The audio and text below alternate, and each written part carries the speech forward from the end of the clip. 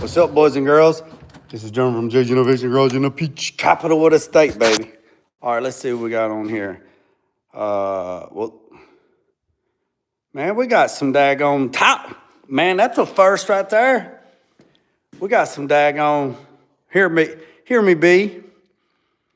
Classic cars, Scoot, JG, Ray, Scoot, JG, Scoot. All right, let's see. Here's my mother's base. So I'll listen and glance. Hey, do what you got to do, buddy. Good day, mate. Having a good day. 85. 85. That's what I was running on the interstate. 85. He is still exercising every morning. Yes, sir. You definitely don't want to introduce your dad to your mom. All right. So, let me turn this around. There's the aluminum. Right there is the aluminum. This aluminum sheet is going to be cut up, sewed up, and tigged back together for the air box. Yes, sir. Yes, sir. Yes, sir. All right. That's that. It's got a little scratch right there from shipping, but that's okay because I'm going to buzz it all down anyway. Here is the pipe. So I already remember we cut this piece the other day, and he didn't have no 6-inch, but it's all good. There's Hawkins. Look. Come on, let's go. Come on, let's go. Yeah. Come on. Let's go. Hey. All right. Got the stands put up. I still ain't put a cross brace. Still hadn't put a cross brace there. So I got them moved out of the way. I moved the table over. What's up, Dusty Country? Got the table moved over. Like I said, this pipe is 33 and some. Now I cut mine 33 the other day, right? And then he said that this one's like 33 1/8. And this one here actually is 33, but it's kind of cattywampus. So what we're gonna do is we're gonna change the blade out on the saw, and we're gonna see what them new blades do. All right, and this pipe right here, when you're measuring pipe, it measures on the inside, not the outside. So this pipe right here is a 2-inch pipe, and it is 2.5 on the outside, and it is 3/16 wall. This pipe here is 4-inch. It measures 4.5 on the outside, and it is 3/16. This pipe here is 3-inch ID, and it is 3.5 OD, and it's 3/16 wall too. So that's that. Here is the receptacle. Now you see, let me get my finger out of the way. All right, you see, it's supposed to have 2 of these, all right? It's supposed to have one on the other side. And what that is for that ground. So the ground goes here, and then you got your hot and your neutral right there. So what happened is, I guess over time, yeah, it does. It's a 50 amp. I mean, it truly is. I mean, same concept. It just broke, but I made drop cords. So I bought this heavy duty cable. I bought some of this, and I cut it in half, and I made me 2 drop cords. And the reason why I made me 2 drop cords is so when I was rolling the welder around, I could get anywhere in the shop or the spot weld or anything like that, because I put the 2 receptacles right here, all right?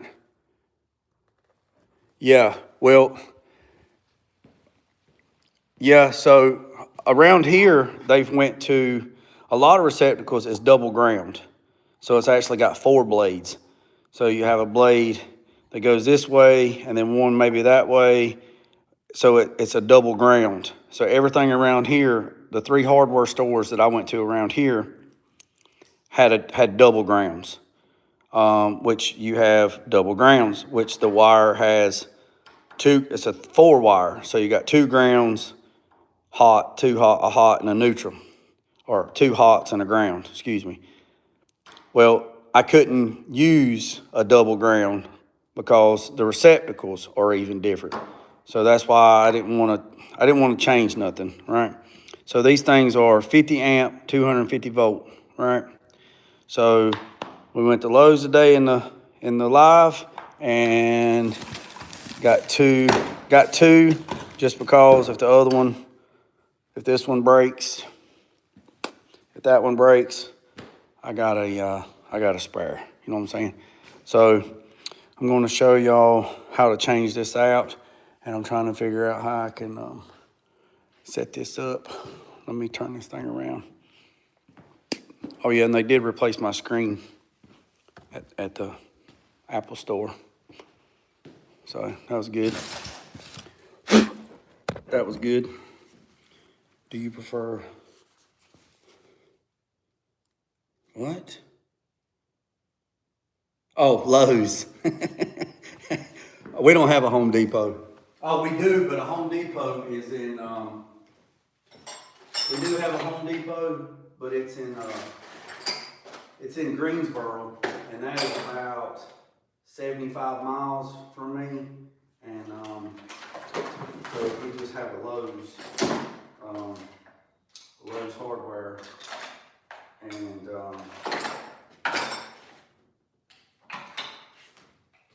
we just have a Lowe's.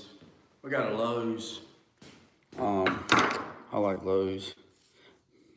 Yeah, it is what it is. I don't know where all my screwdrivers are. Nevertheless, so basically, let me take this new one apart. So I'll stay. I mean, it's Saturday night. I don't know what everybody's doing. I'll stay on here as long as everybody's on here. If you start losing traction, I'll end it. All right, so we're gonna knock this out right here. So, greetings from Chile. Salute. Have a great start to the weekend.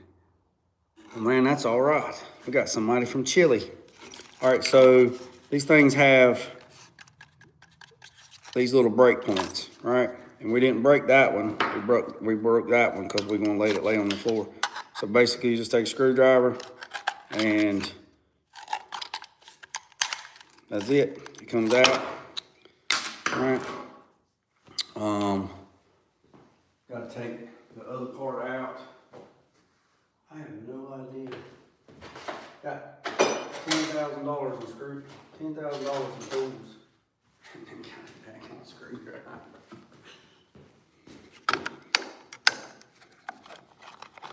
Let me back this up a little bit. I'm gonna show y'all. I'm gonna show you. So, some people are scared of electrical. And you should be scared of electrical. Because 220 will grab a hold of you. It won't let you go. 110, give you a little buzz. It ain't no big deal. John Collins. I ain't seen you on here in a minute. Hope you will. All right, so we were replacing this receptacle. And then we're going to build a pipe anvil.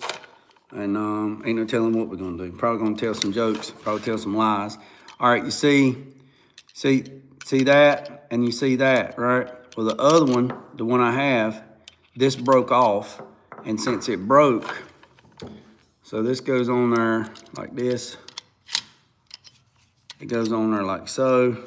And then what happened was this one over time, I guess, broke. And when it did, it shorted out. You see right there? The little brass broke off, and then it laid over there, and it shorted out. So I couldn't use that drop cord. So basically,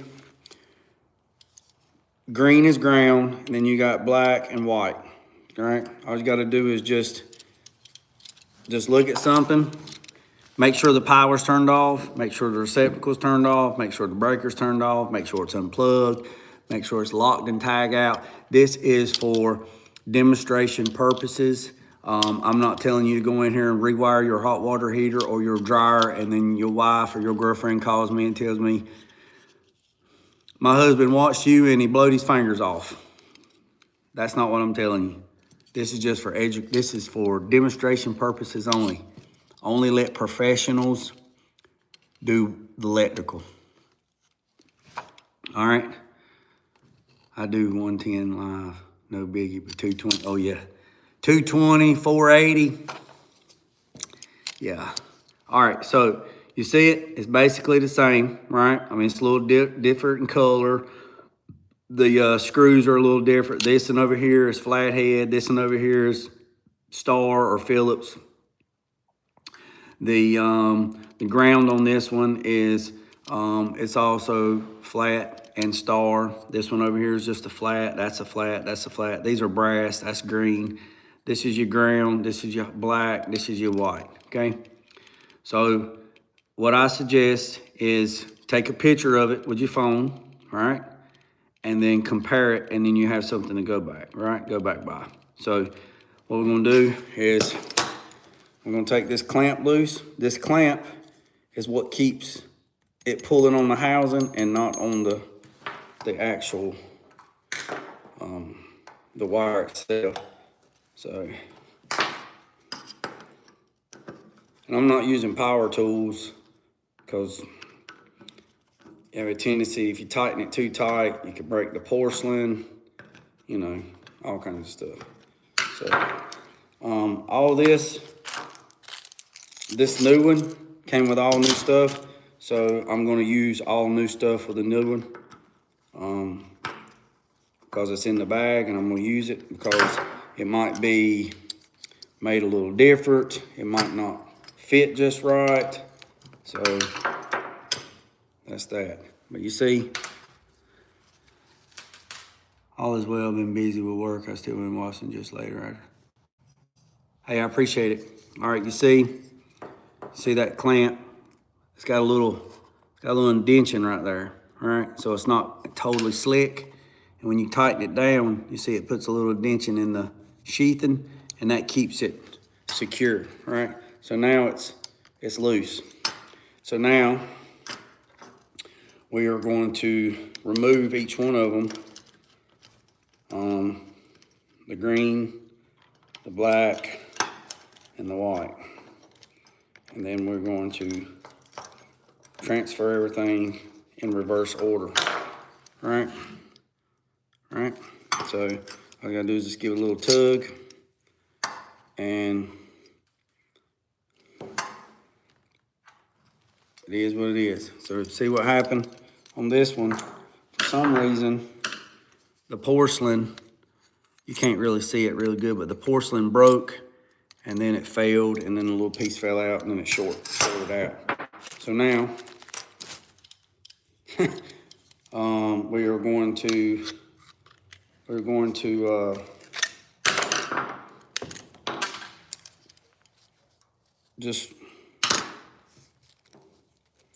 to retwist these wires. Now I could go a little extra mile.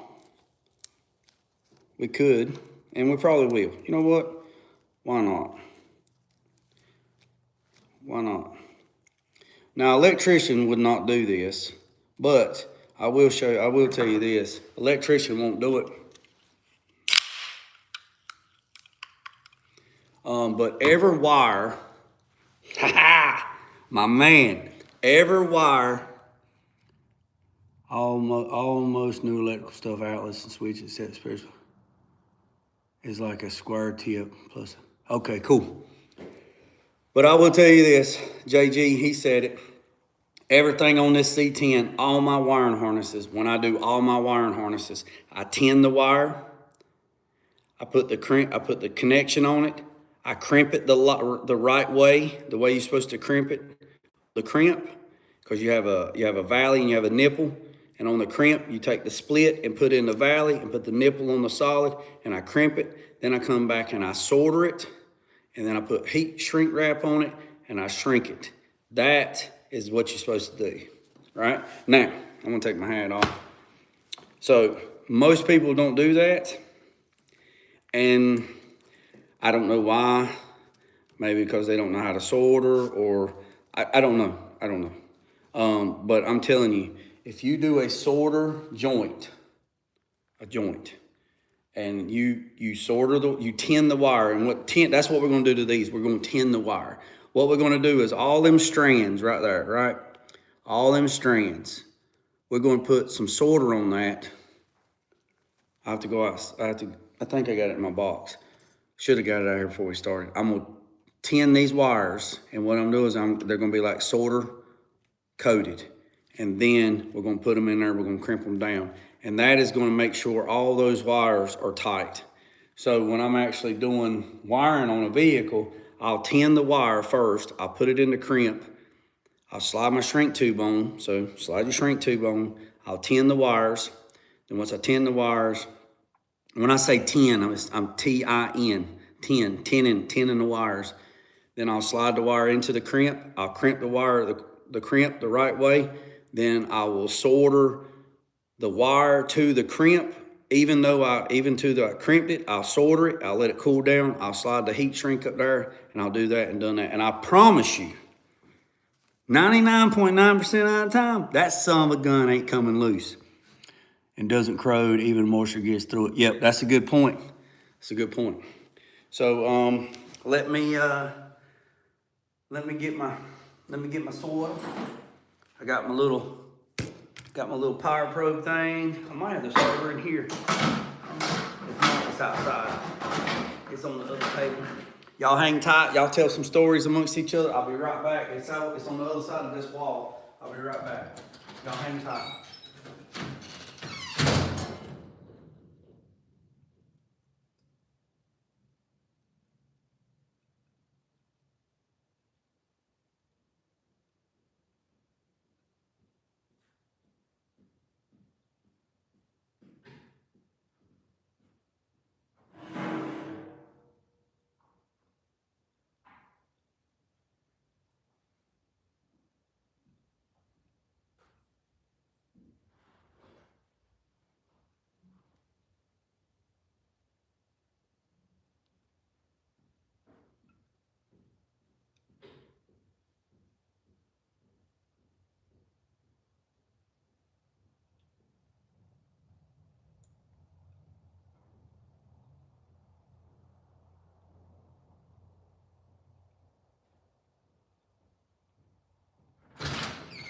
All right, boys and girls, I'm back. I'm back. All right, so there's a solder. Let me get me some little. This right here is butane, right? And this power probe, it goes in the bottom. And I will say this. Make sure you wear eye protection. And then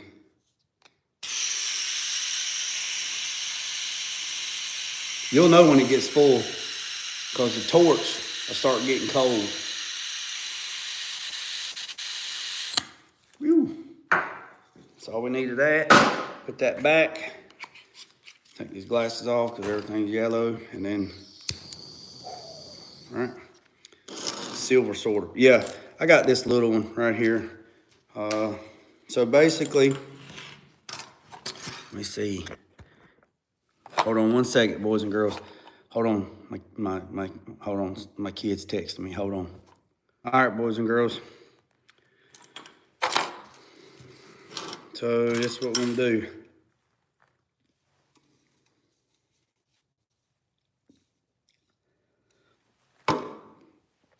Oh my gosh, that's rough. Ooh. All right, so here we go. Now, we're gonna let gravity help us, all right? So basically, can y'all see that? Can y'all see good on y'all's end? So basically, I'm not going to touch the wire. I'm not gonna touch the sheathing of the wire because it'll burn it. So basically, at the very tip right there, You see it? You see it barely touching it, right? This flame is barely touching that wire, right? Barely touching it, right? So it's gonna take it a minute and we're gonna heat it up. Now, if you have to force the wire into it, it's not ready, right? Just think about it. If you gotta force it, it's not ready. But once it's ready, it'll take it, all right? See it bounce back? It's not ready. It was like not ready, so you gotta wait. So watch. Still not ready.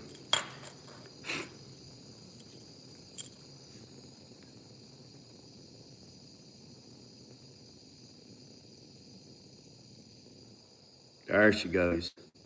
See that, boys and girls? See it? See that?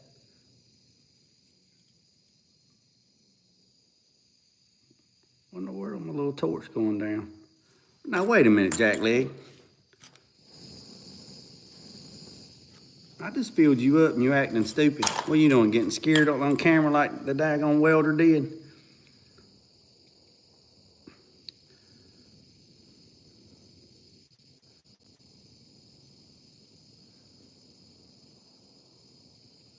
Whoever watched the movie Terminator.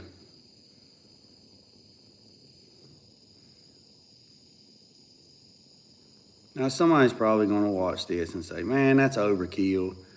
You shouldn't have done that. You didn't need to do that. Just stick it in there.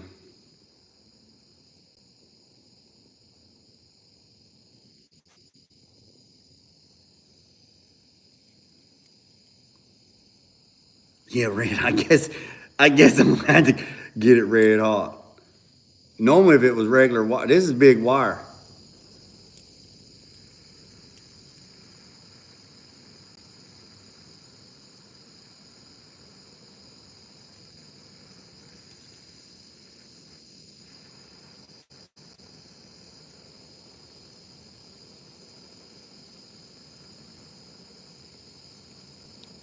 I guess it's a whole lot different doing 12 gauge and 14 gauge wire.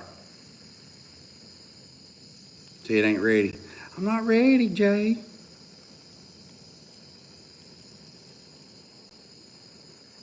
There she goes. Oh yeah, I can feel it down in my fingers. I can feel it down here.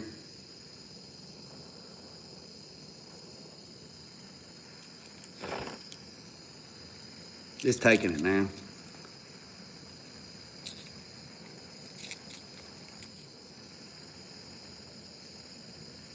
There she goes.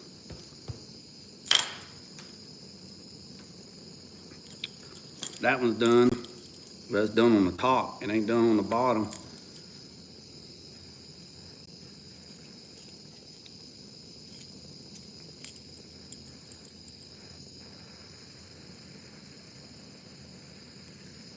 I ain't got much shorter neither.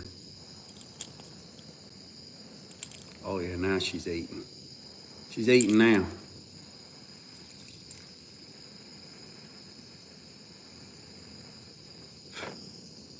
Oh yeah. She good now. All right, that one's done. Now we're gonna do this one.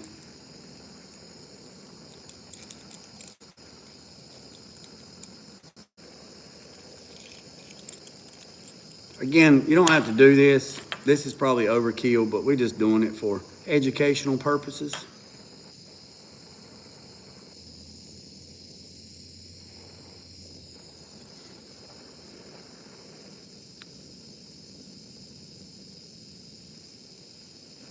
Been gaming for 12 hours.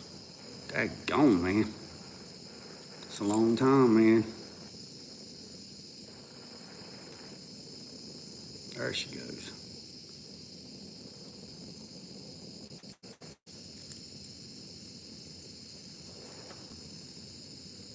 There she goes. She taking it now.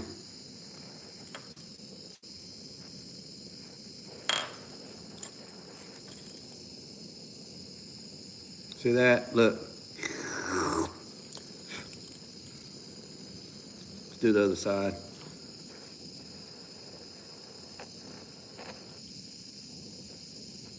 It's running right through the wire. You see that? All right, let's do the ground. Better later, I'll go do something. Like I said, you don't have to do this. It's probably overkill. But I'm just gonna show you this, and then we're gonna cut some pipe. And then, I like learning anything. See how it's running away? That's just like TIG welding. It's running away because it's not ready. See that?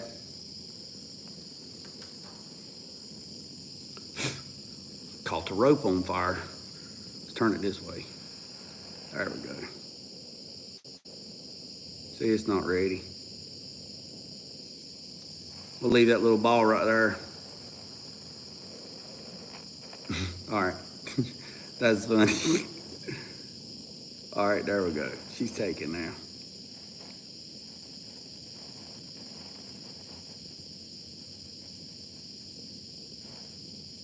We'll let gravity help us. We'll fill it in from the top and let it run down to the bottom. Like I said, somebody's probably gonna watch this and say, man, ain't no sense in doing that.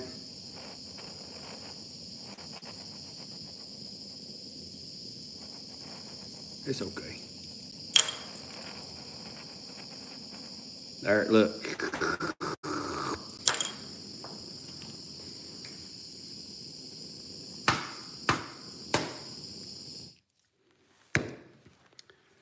Do you use flux? Oh yeah, this stuff here, this stuff is not really made for this, honestly.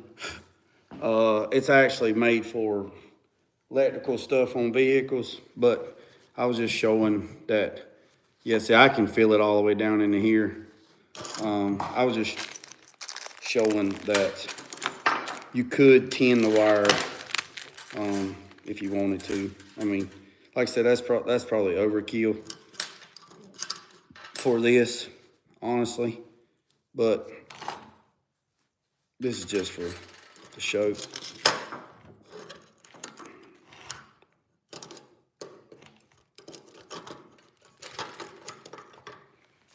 we're going. It just helps it from. It just helps it from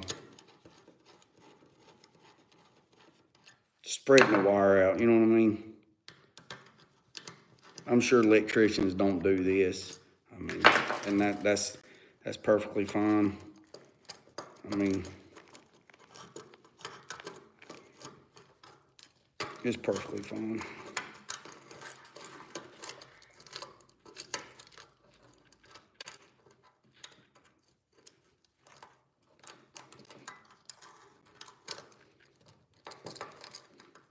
I'll show you this when I get done. What blade you gonna put on the back? I don't know. What is flux? Somebody tell him what flux is.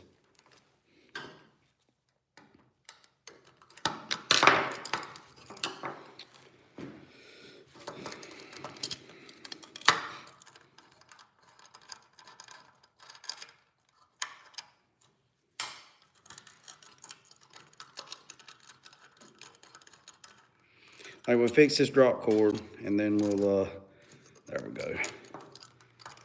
That seemed like that worked out a whole lot better. Just take it all the way out.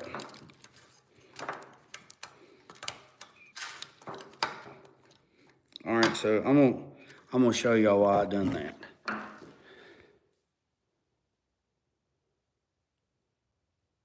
Yeah, there you go. All right, so see now when I put the set screw in there, there's solder in the wire, so it'll kind of help hold its shape. It'll make it hold its shape and not bust the wire apart like it was before. You know what I mean, Jelly Bean? And then we'll get this done.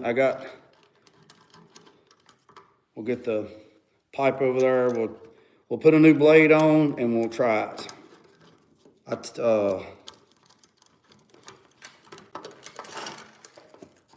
I mean, and you just got to get these things snug. And see this one here is made out of plastic. The housing is made out of plastic. The old one, this is porcelain. I tell you how old that. I mean, it could be a different manufacturer. It could be a lot of things. You know what I mean? All right. So now we got it in there. Everything's good to go.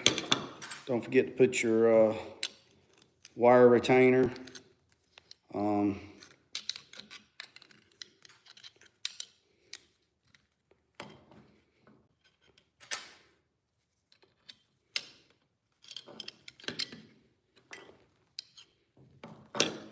Oh, I see. I guess we should have done that first. The wires are kind of in the way. I forgot to put those little set screws in the bottom. I'll show you. Guess we should have done that first.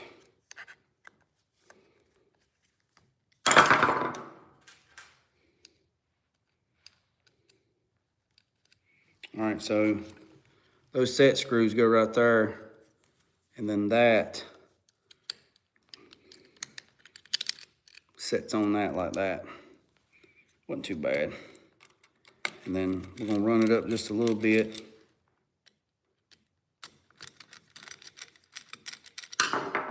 We're not gonna tighten it all the way because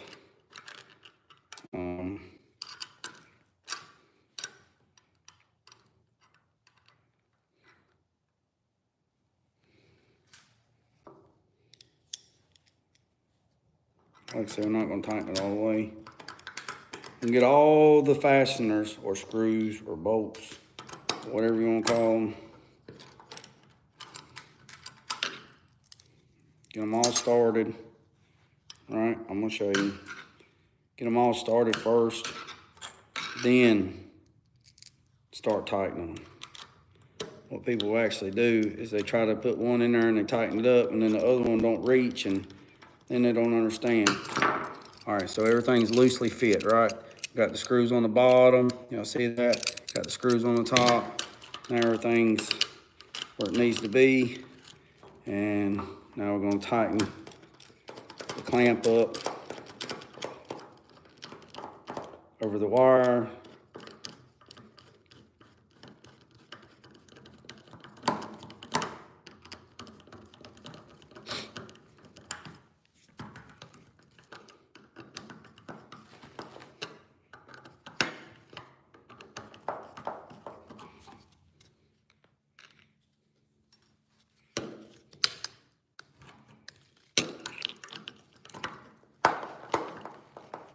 Hold on a second, I don't like the way that looks. I don't like the way that G-haws.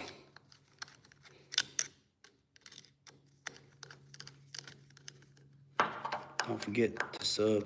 Yeah, Ray, appreciate it.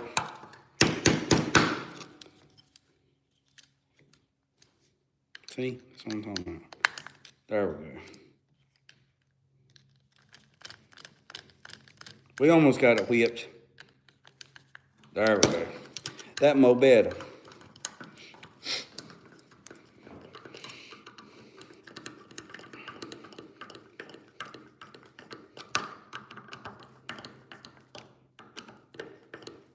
Alright, so let's recap. This one's the old one. See where it's broke? See, that's why it was shorted out. This is the new one. We just replaced the wires exactly where they go. Green goes to green, and then black or white or black, it doesn't matter. And that is secure. That's not going nowhere. Now we take the new cover, put the new cover over it, like so. Take the screwdriver. You know what? I want to do something first. I want to do a test run.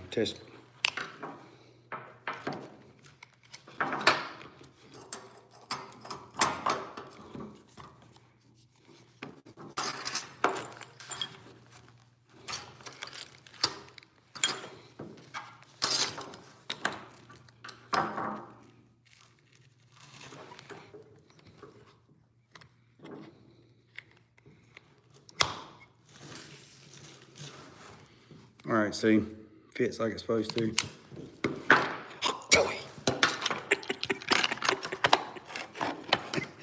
Oh, that's funny. That sun gun right there has disappeared, boy. That sun gun right there was a internet sensation overnight. Made monies, hand over fist. Made one bad judgment call. And it's all gone. Just like that. Just like that.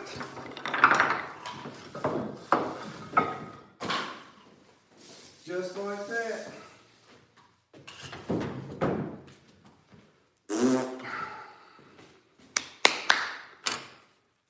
She gone. She gone.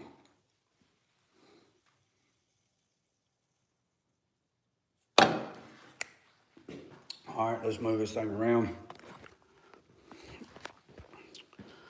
I don't know how I'm gonna do this.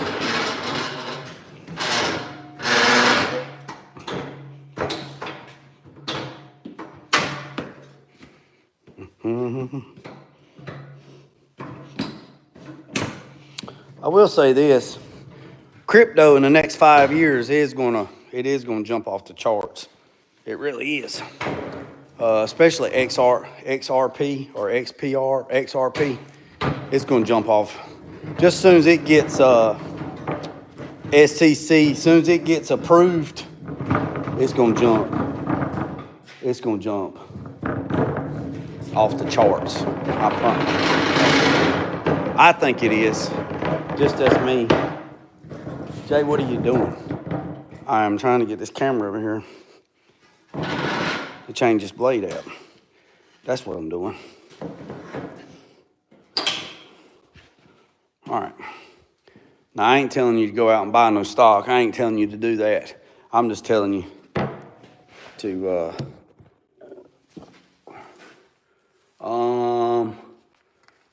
yeah, all right. So here we go. I'm gonna change this blade out. This one right here didn't even make it.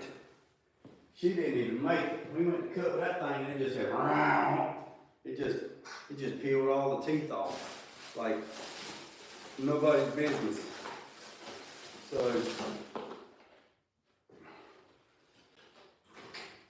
So the blade we're gonna use is this one right here. We're gonna try this one first, right here.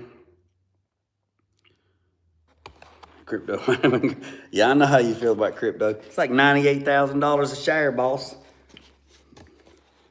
If he gonna crash, let a brother know so I can cash out.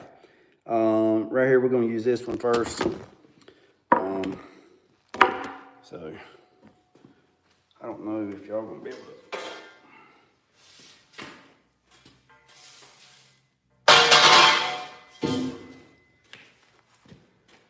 Y'all see that? That's where I need to move.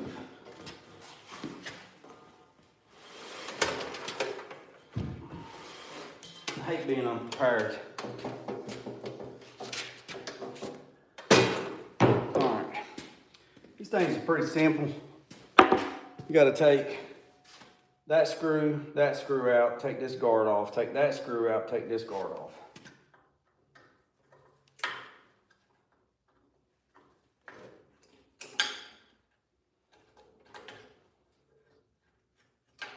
Take that guard off.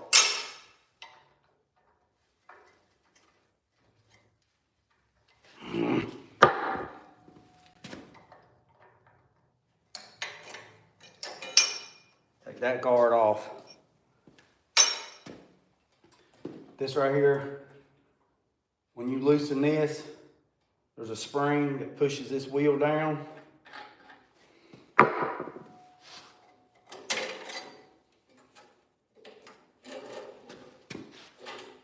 Just like that, it comes off. And I mean, it just peeled it off. Well, there's a book from 1929 to 1942 after the crash, the stock market crash. There's a book. Read up on that. To have a new system, you have to reset the old system. So the way the money currency was before 1929, from 1929 to 1942, is not the same system that was after World War II. In 1943, there was a whole new economical money system, and it was reset. So to have a reset, you have to have a war.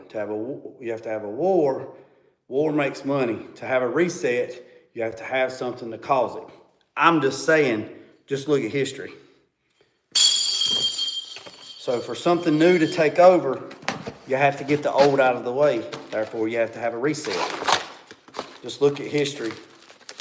Look at the history from 1929 to 1942 through the Federal Reserve and the Federal Exchange, and it'll tell you all you need to know.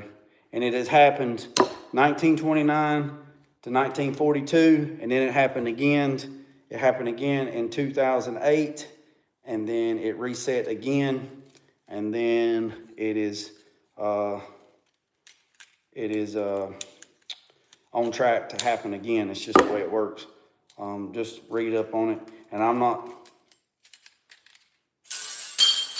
not. Usually you do that, and there it goes. I'm not saying, I'm not giving no financial advice. I'm just saying go read a history book. That's all I'm saying. Just go read some history books. Financial history books. They tell you all you need to know. Now, sometimes I put a zip tie on this thing down here on this lower sprocket. And by doing the zip tie, it's like an extra hand. See what I'm saying? So you're hung tight. Let me get some zip ties. I'll hang tight. You get a couple zips. I'll hang tight.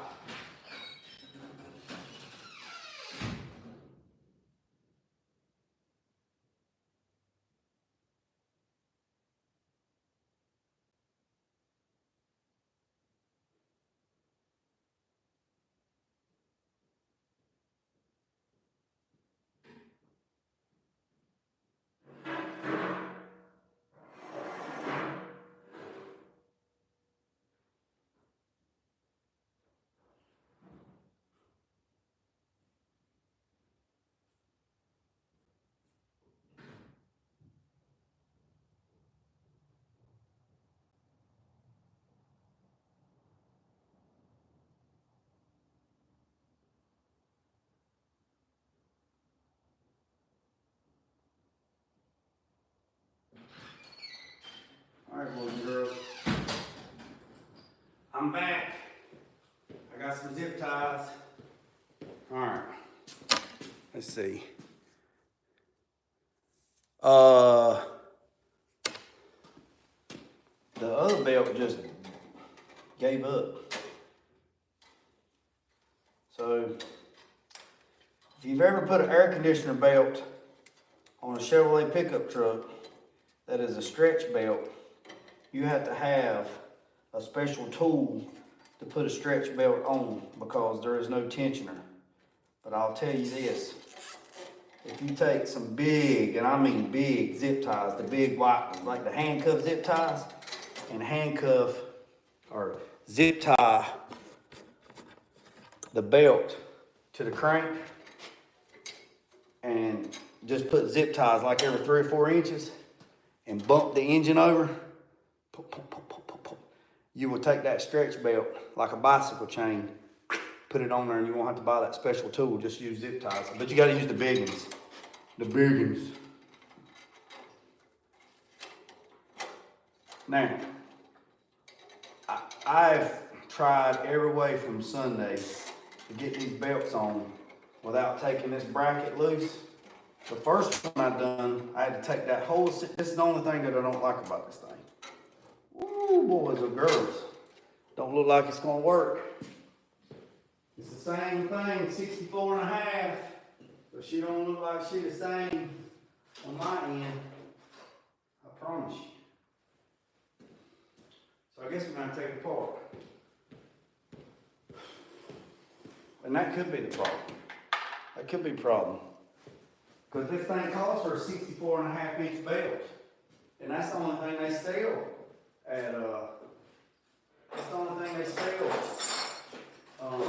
at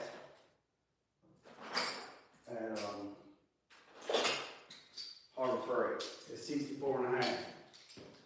Cause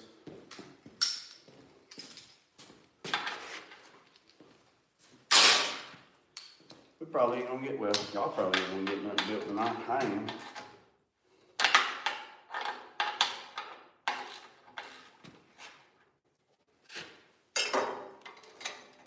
So you have to loosen that thing up where the wheel almost.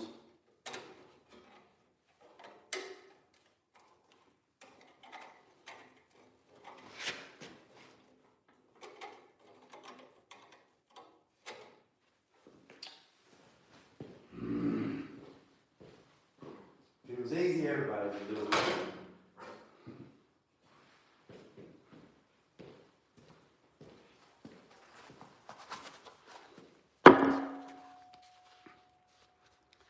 Yeah, it's all the way.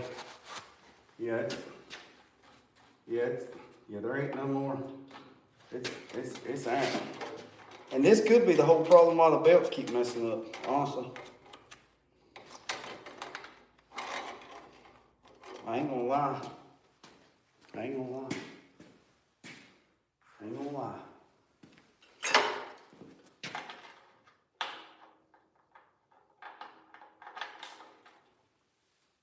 Yeah, see, it's all the way down.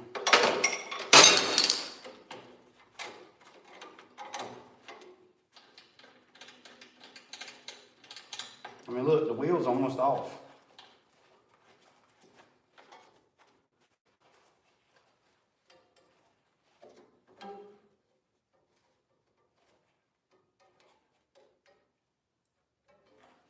That's it, boys and girls. I'll show you on the other side. Because it has two.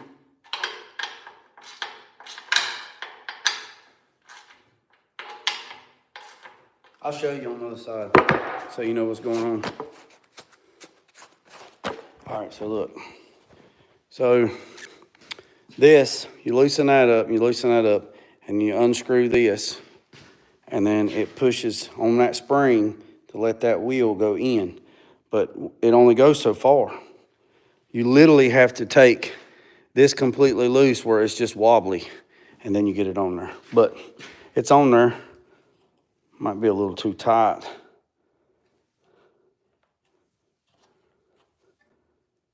They say you should be able to push it and not touch that nipple, is what it says in the instructions. I don't know. If it breaks, it breaks. If it breaks, it breaks.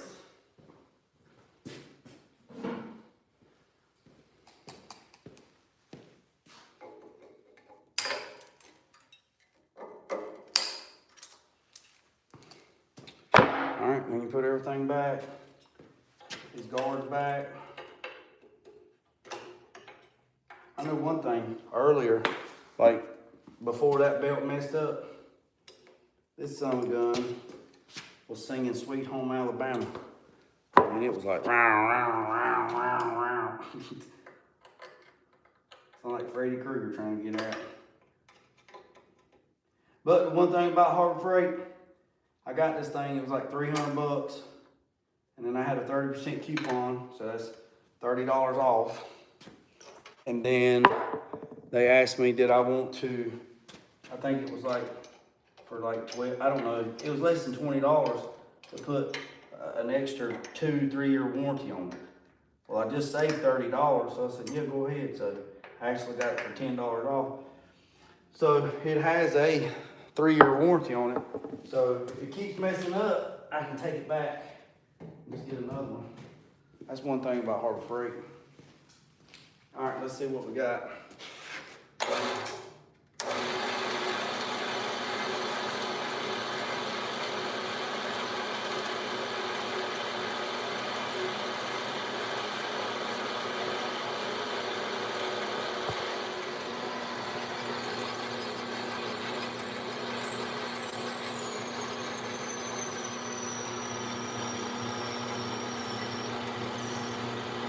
Seems like it's running pretty good.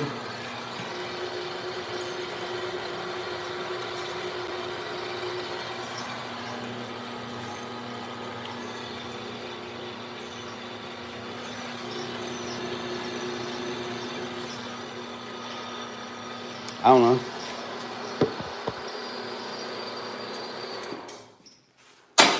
Let's try it out. Let's try it out. All right. Shim it. Re-shim it where? It ain't got no shims on it.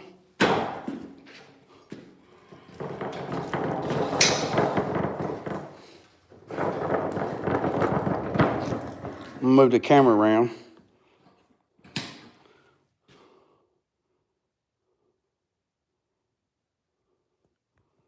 All right, y'all hang tight. Let me check something. All right, so I'm gonna turn the camera around. This will.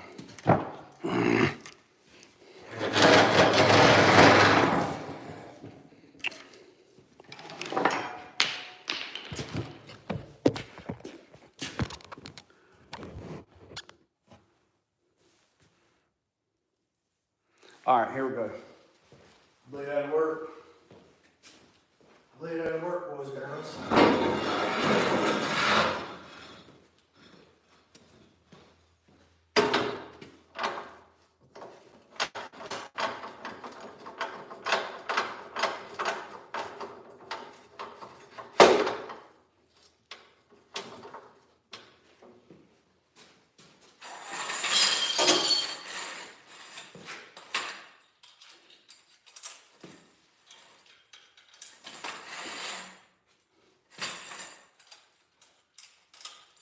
Y'all know what? I need to get me a daggone metal stand.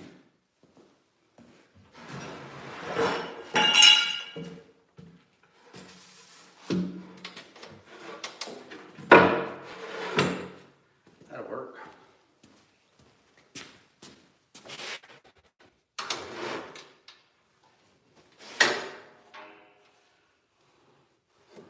Can y'all see? I hope so. If not, we're doing this for nothing.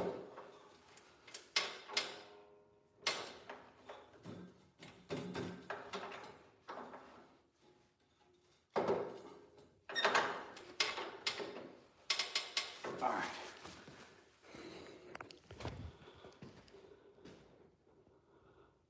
All right, so this is what we're doing. I'm not going to go all the way to the edge because I don't want the blade to go. So we're just going to cut that right there so we can square that up because, see, she's not square. Even when they cut it, look, when they cut it, they didn't even cut it on the line. But that's all right. So I put that table like that, got that stand there, got that there. So let's see what she does. She's going to break with us.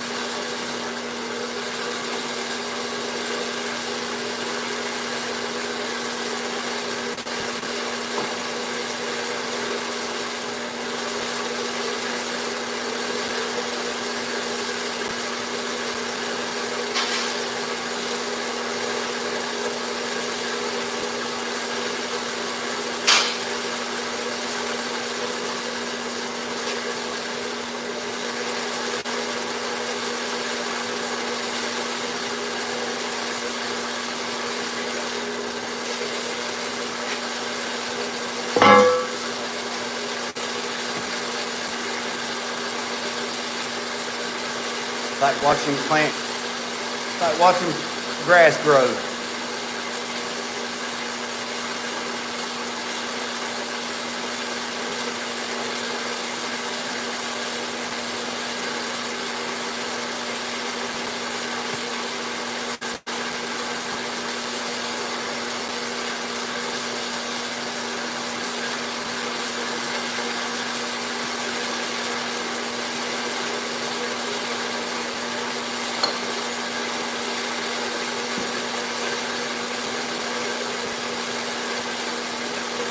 Luckily, we only got to do this one.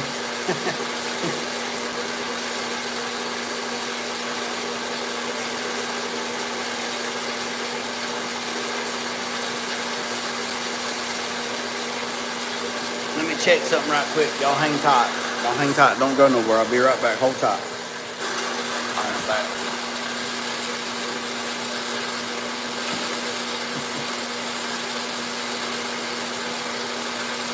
It's getting there.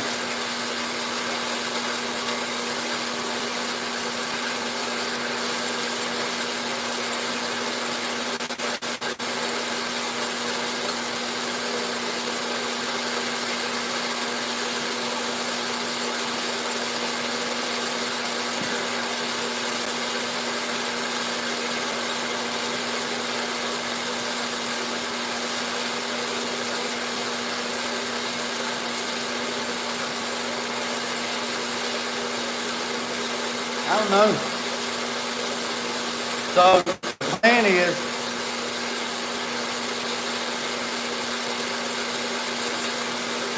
to cut this square, because once I weld it together, I won't be able to cut it.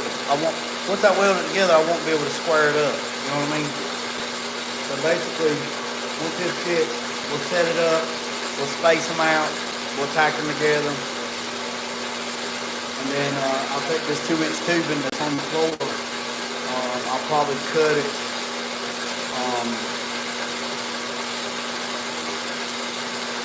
Probably cut 2 36-inch legs upright, and then probably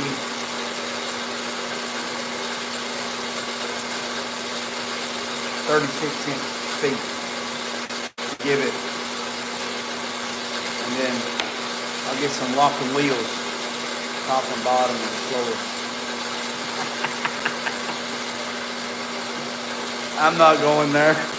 I'm not going there. I'm not touching that one.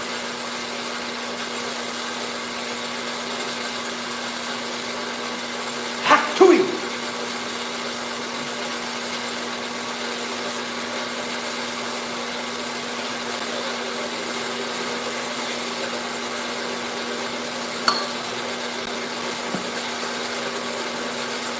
We're going to make a pipe anvil. So we're going to take a piece of 4-inch pipe, a piece of, no, 4-inch pipe, 3-inch pipe, and 1.5-inch pipe. And we're going to weld them all together. So it'll be the 4-inch or 4-inch pipe, 2-inch pipe, or inch and a, anyway, we're going to weld them together, and we're going to space them apart about 1/16 of an inch.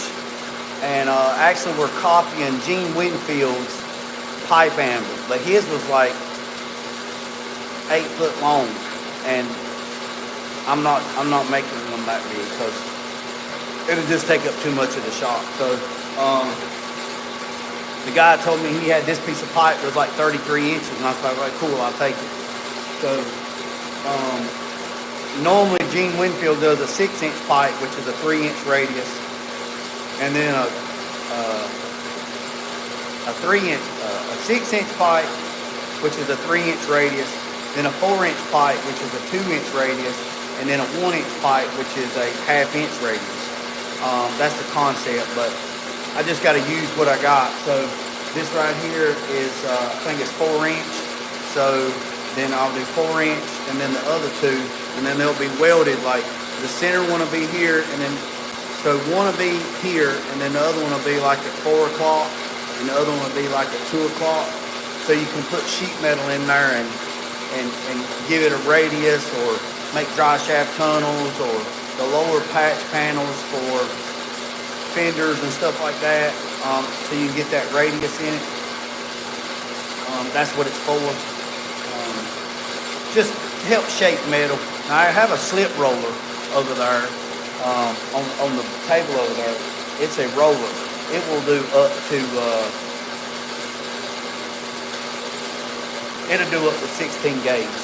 And I mean I can roll circles with it, but you have to put it in there and you roll it. This right here I can do convex shapes. I can radius something tight on one end, wide on the other end. Yeah, manipulate it. That's a good word. That's a big word like mayonnaise. So yeah, that's basically what it is. Ask the metal to do something. That's what it is.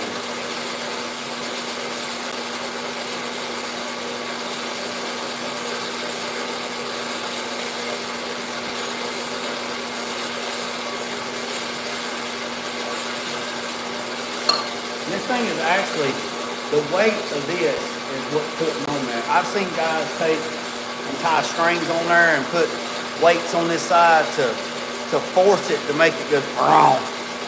What is the poster of the blue? What is the poster of in the blue font in the front? This, come at that. That's Exodus, Luma. That's a Luma 3. That's a company that sponsors me. They sell paint guns, paint suits, paint accessories, airlines, hoses, masks, cabinets, paint guns, paint guns for painting cars. And if you buy anything from them, and you use the code Jeremy7, and the reason why I couldn't use 6 is because somebody else already took it. But if you use the code Jeremy7, you get 10% off of anything at their store, and then they take the 10% that you saved, and then they cut the check to the college, and they donate the 10% to my boys' scholarship at Randolph Community College, the Forever 6 scholarship. So that's the deal. They asked me about sponsoring me and wanted to give me some kickbacks, and I said I don't care about the money. I'll promote your stuff if you got good stuff. I tried their stuff out for a pretty good while, and then they also make the lights on the guns, the Luma lights. Kurt Lucas is the owner of the company. Super good guy. He's out west, and he said that we could do this, and I said, okay, fine. I said, well, you don't have to give me no money. Just whatever I generate in sales for you guys, y'all just cut a check for the college, and I'm good.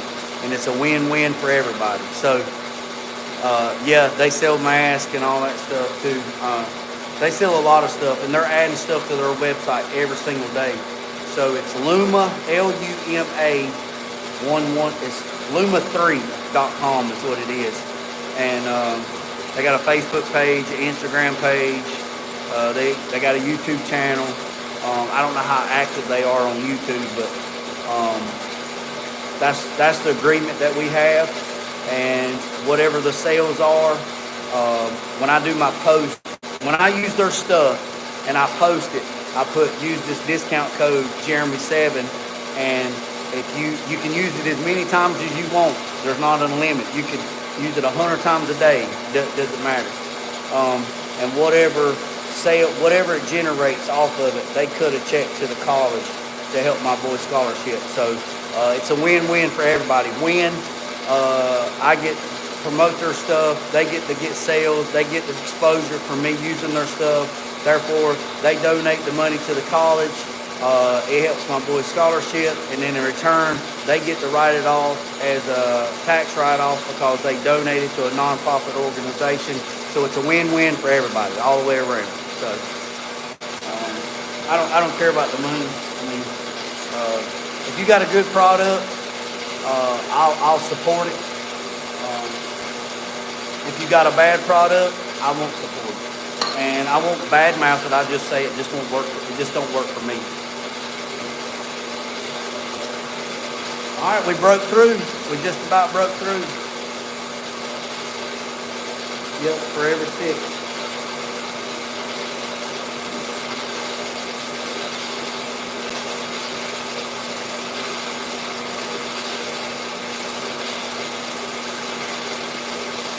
I believe we threw the top, and I believe we threw the top. Now I think we just hitting the sides.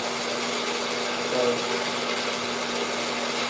I know it took 4.5 minutes to cut that 2-inch pipe because Ray from Outdoors, he timed it.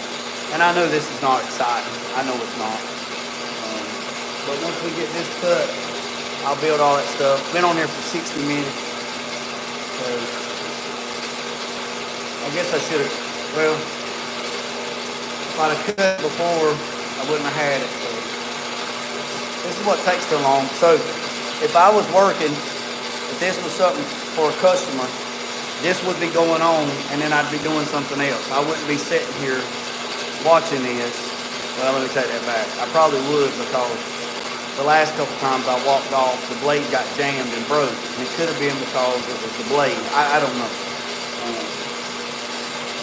So we hope that don't happen here. Hold on a second. Let me check something right quick. What's up, J-Bone? How's it going, buddy? Check something right quick. So that's that. And I could have cut this off with a cut-off wheel, and we'd already be done by now, but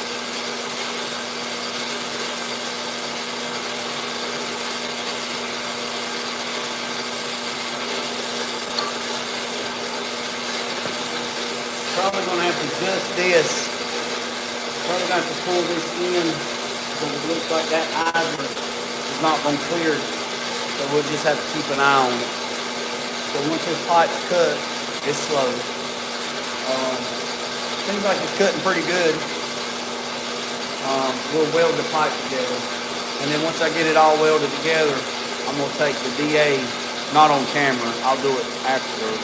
And I'm gonna sand everything down with 80 grit and clean all the surface rust off of everything, get it good and clean, and then probably wipe it down with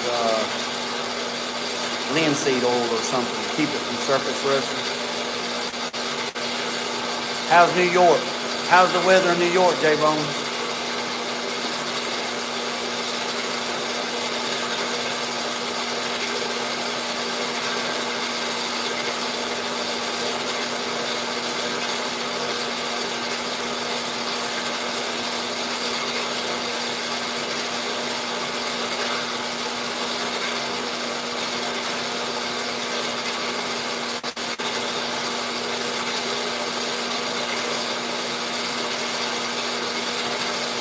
That's it, jumping right there. Usually when it jumps,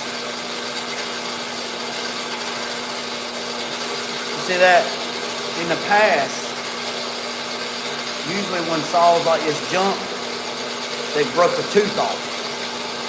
So I'm not saying that that's what's wrong with this. I know when I worked at the K&M, the saw, they were big saws. I mean, they had like 3-inch blades, 3-inch wide blades, and they'd be cutting and you could see them jump like that. And that was a tell sign of it missing teeth. But like I said, the blade would be like 3 inches tall. You know what I mean? I'm hoping that's not the case.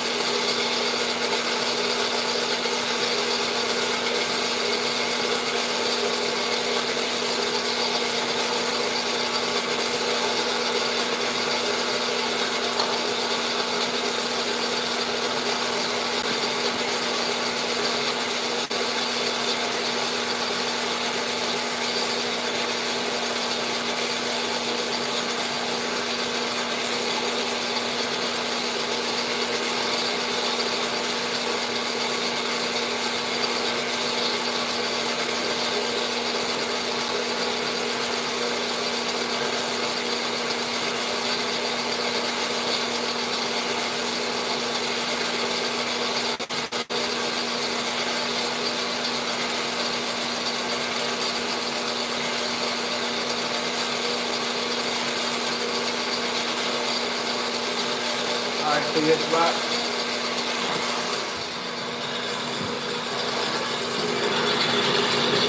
See, it's right there at the edge. See that?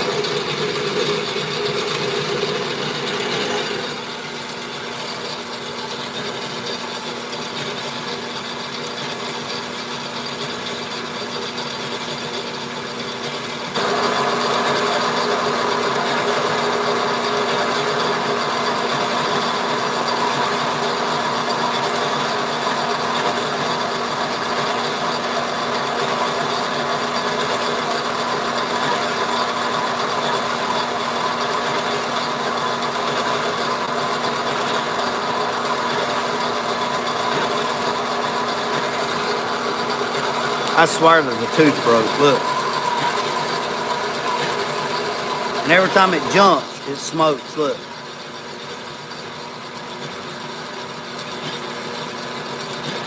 See that?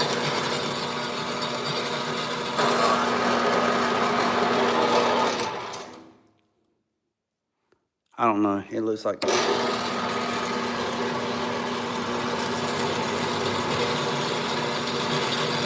I don't know. It might not be broke, but I Swanee, it just...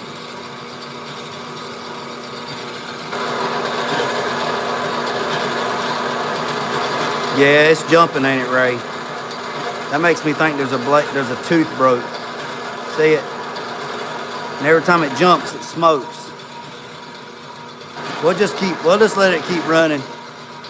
See what happens.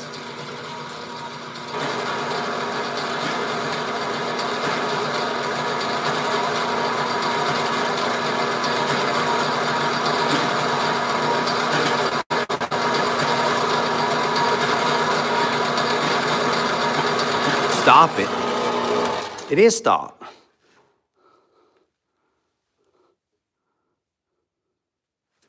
Let's check and see. Let's inspect it and see. I swear, it acts like there's a blade, there's a tooth broke.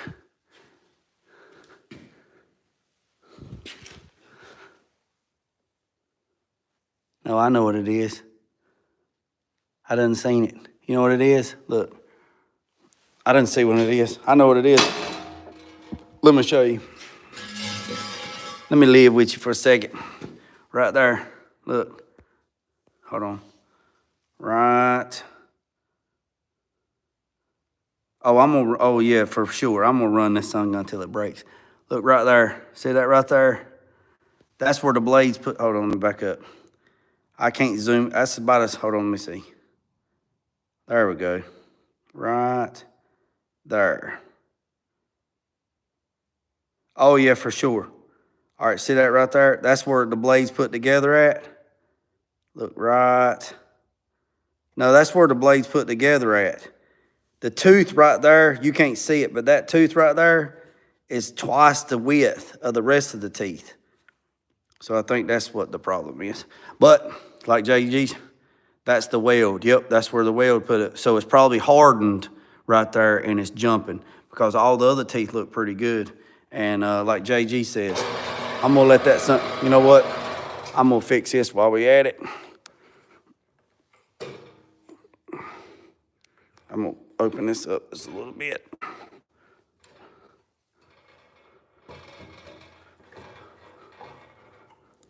I'm gonna let it run.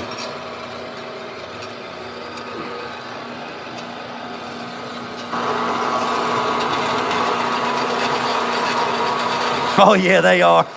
Oh yeah, Scoot, they are. I'm gonna let it eat until it breaks. If it breaks, we'll cut it off with a cutoff wheel.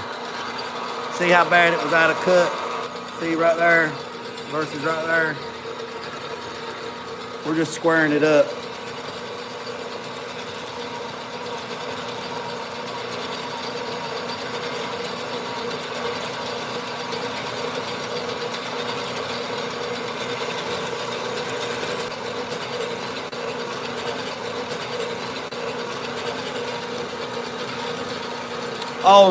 Oh yeah. This is a daggone cheap Harbor Freight $200, $300 saw.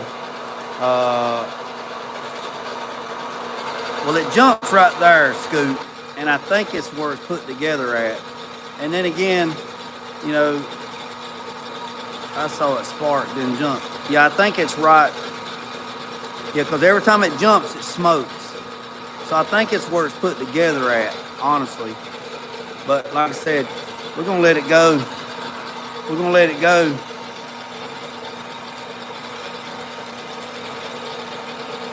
We're gonna let it go until it goes. Hey, you probably did. You probably caught it on camera. Like I said, we're gonna let it go.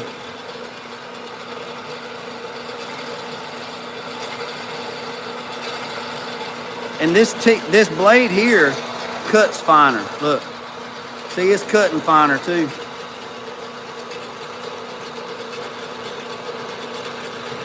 Yeah, but the only place that sells the blades for this thing is at Harbor Freight, because it is a Harbor Freight saw. Now I could probably find some on Amazon, a better blade, but I agree with you, Scoot. I ain't gonna disagree with that. And this is a hobbyist saw too. I got this actually to do exhaust system on that truck there, to cut the exhaust. So I'm probably pushing the limits on what this thing could actually do, honestly. So I mean, I could put a cooling system on it. I could build a tray at the bottom, put some kind of 12-volt pump, or put a 110 pump, get some tool cooling oil, put a little windshield washer thing up here to spray in there to keep the blade cool, and go from there. And I could modify this thing, and I could, and therefore I might do it. That's the end of it. That's all she wrote. She broke where it was welded. She broke where she was welded.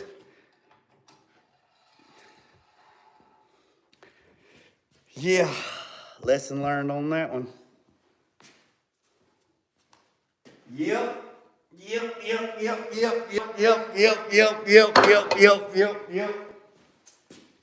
How you like me now, big dog? She just couldn't take it. She couldn't take it. Ah! Junk. Junk. Junk! I'm telling you, it wasn't made, we've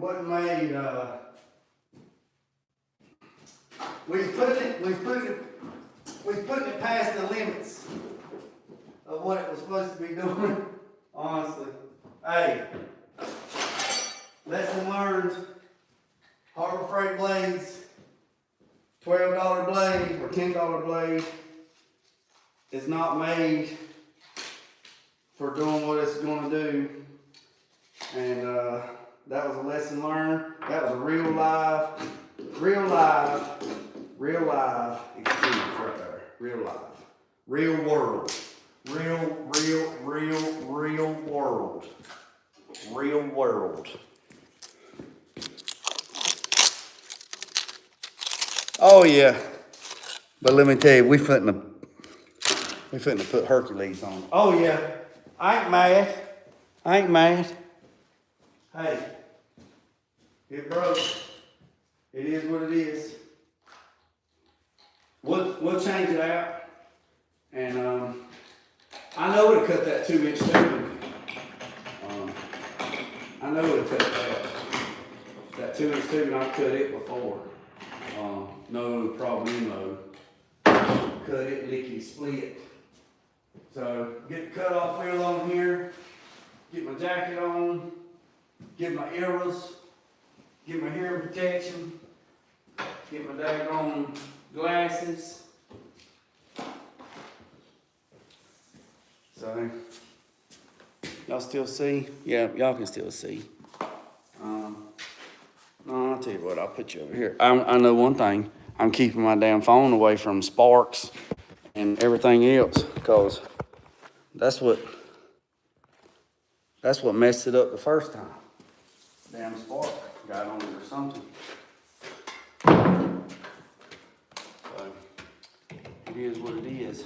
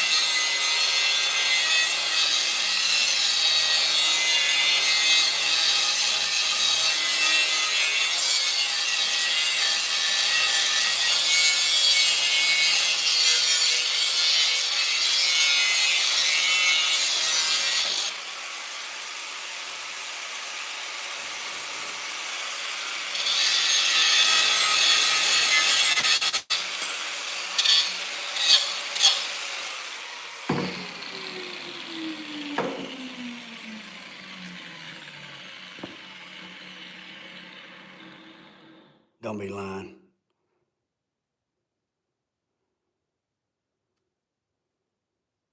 I swear I've seen spark. You better be lying.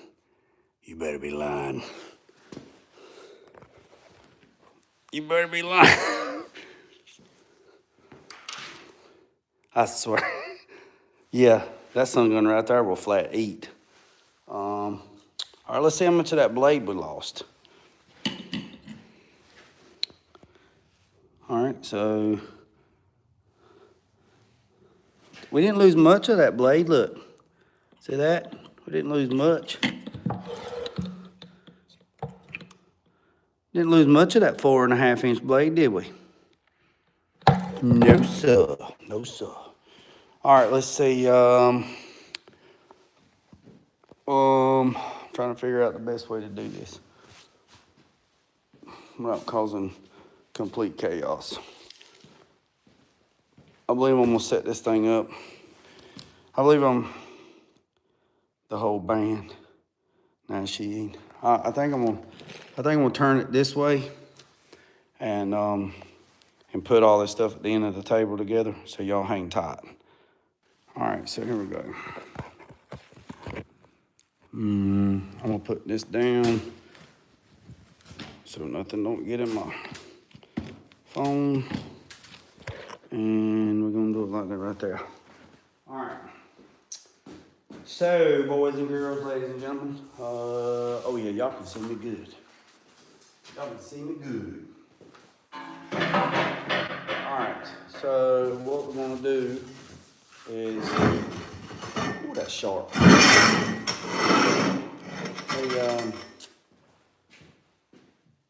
Get the pipe on. Well, that's sharp right there on that edge. You get a sanding pad.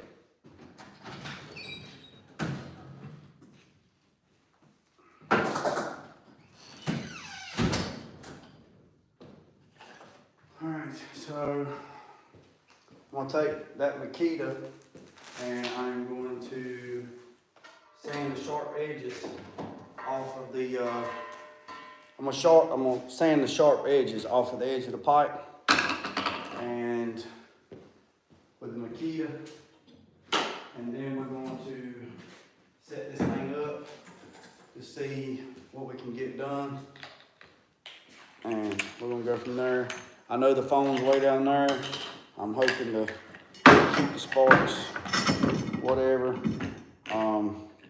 I gotta figure out, somebody told me that DJM3 camera, I could hook it up to my phone through the app, which I downloaded the app, but I hadn't messed with it.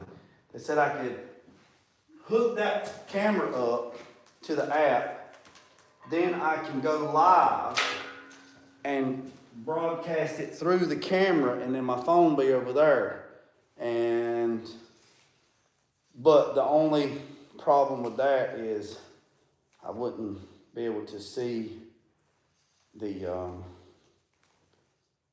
comments until I went over there and checked the phone. So I don't know about that. So if anybody knows anything, drop it down in the comments and let me know.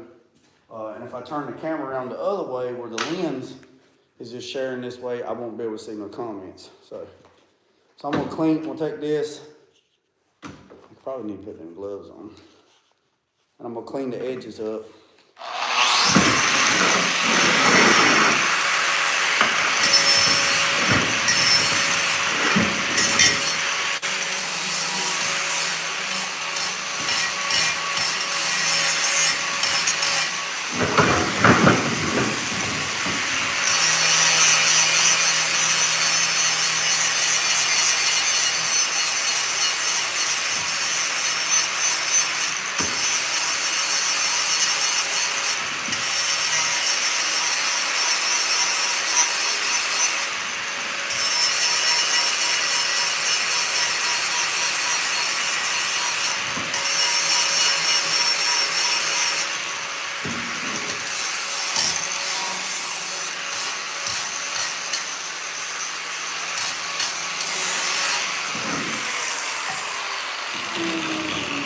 That's that one.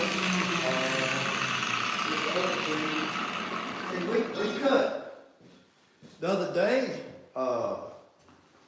Ray was on here from Outdoors, and we cut this piece of pipe right there, and it cut it in 4.5 minutes or something like that. I just think that big pipe right there was just too much for it. Honestly.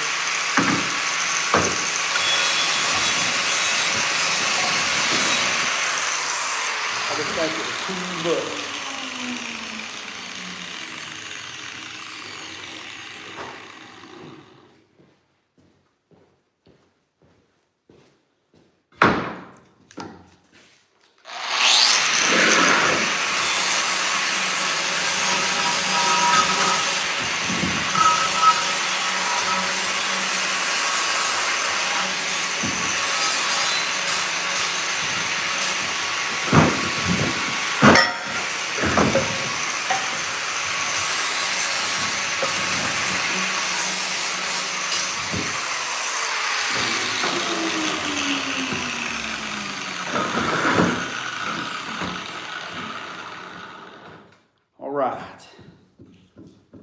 see if anybody got any comments and catch up. Now she's eating. Hey, it broke at the weld. I was thinking what you said about the break at the weld. Probably didn't break it. That's probably true. I mean, that's probably all that's probably good. So the way this works, you know what I'm gonna do? I'm gonna move that just a little bit over. Try to get a little bit more of the table. All right, there we go. So what I'm thinking is that piece is gonna go right there. And that piece is gonna go right there. And it's kind of like it's clocked. So I'm gonna have to pick this piece up because I don't want them level. You know what I'm saying? Don't want them level. So maybe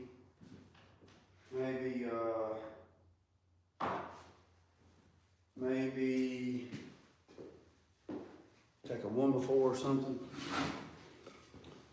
Take a 1x4.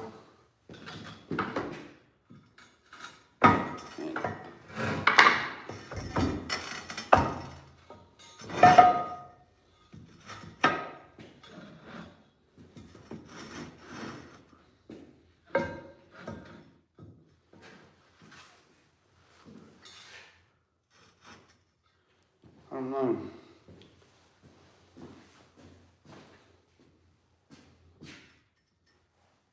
That pipe right there is a little long anyway, but we ain't cutting it. We're gonna split the difference. So let's pull the camera over here and let's talk about it. All right.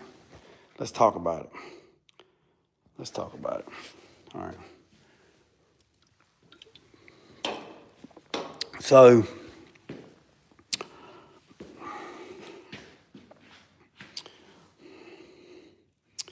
you see how it is? It's more like, I don't know if you're looking at a clock dial, more like 7 and 5. So I don't know if I need to shim that up a little bit more. I don't know, I can't remember. I'd have to go back and look at the video. I'll show it to you in a second, man. It's in there. I have to take the whole thing apart to get it out, and I don't feel like doing it right now. But it looks like it broke.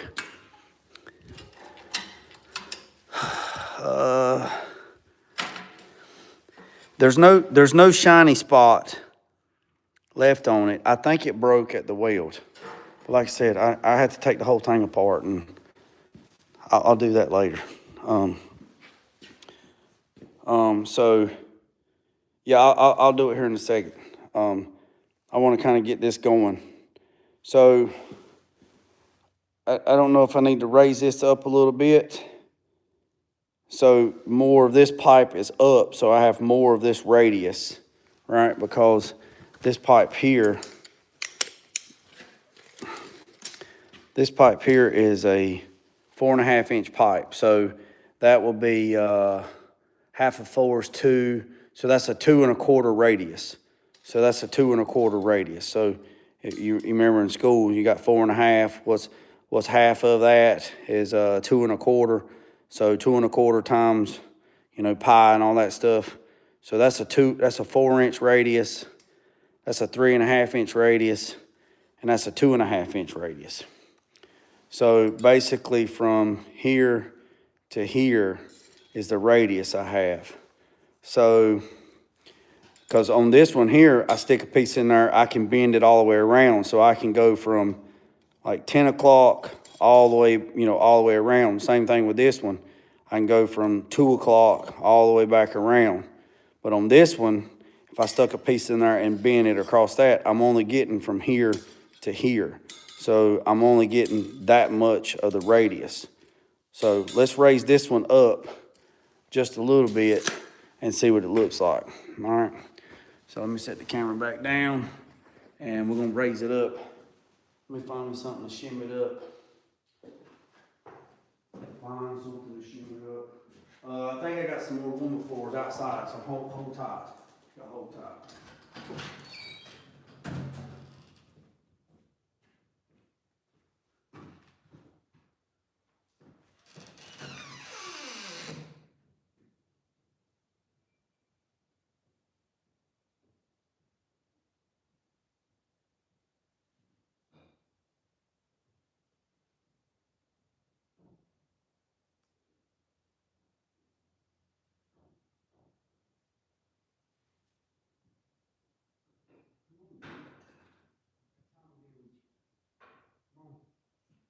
Come on. Come on. If you don't come on, I'm gonna leave you outside. 3, 2, 1.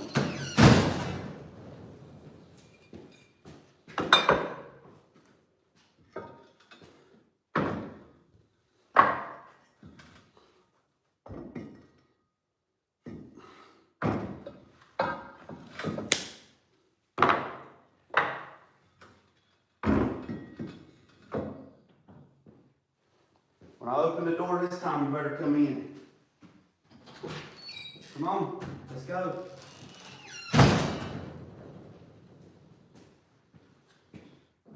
All right.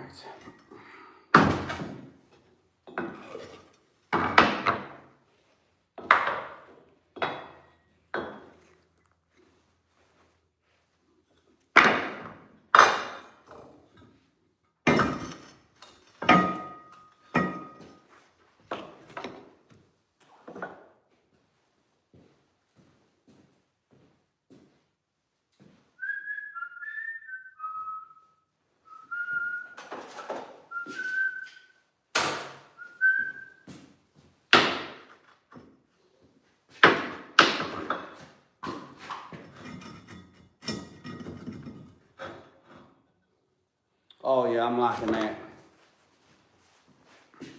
I'm liking that. All right, let's check this out. All right. Okay. So these blocks right here, they were okay, but they were too wide to suck those bottom two in. So I put a piece of 1.5 by 1.5 inch tubing in there. So now,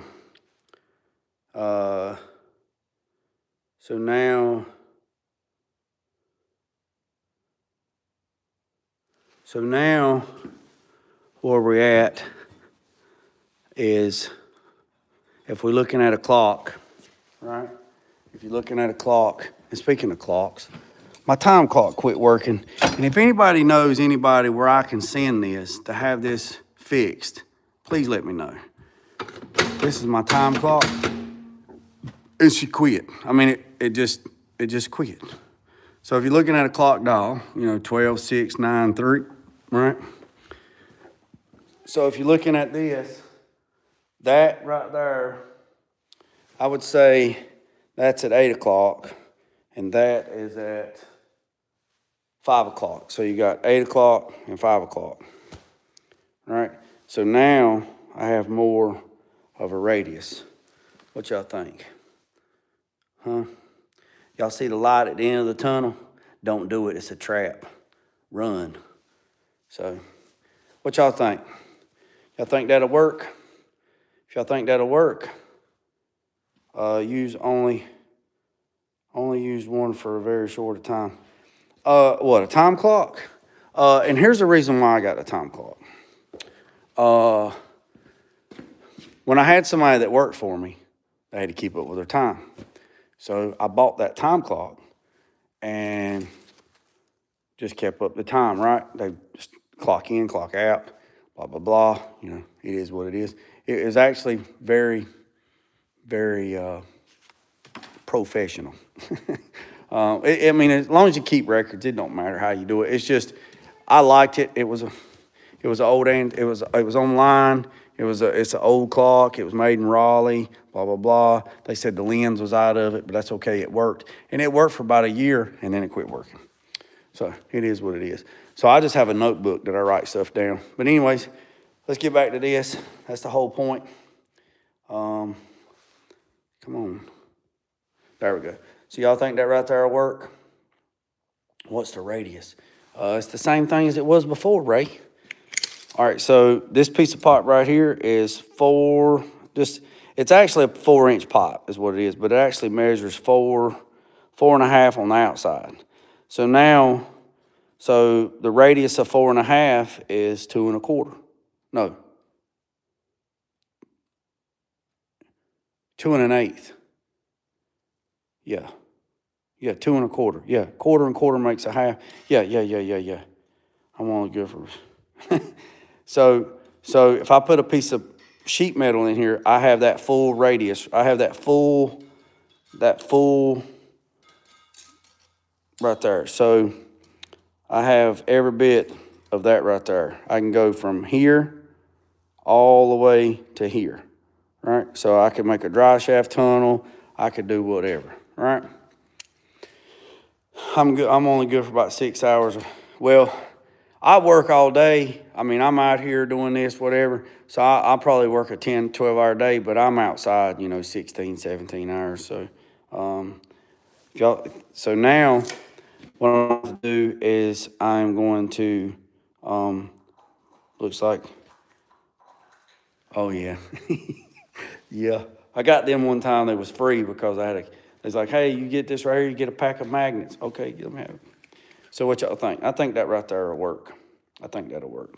So now what we're going to do is get some washers, actually 16 gauge, which is this right here is 16 gauge. So the only thing we need to do is make sure,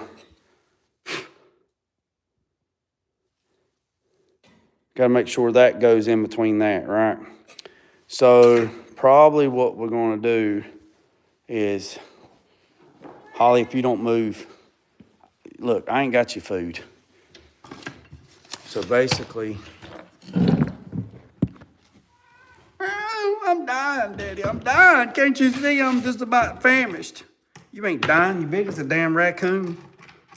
Don't come up here, I ain't got nothing for you. All right, so that's 2 washers stacked together.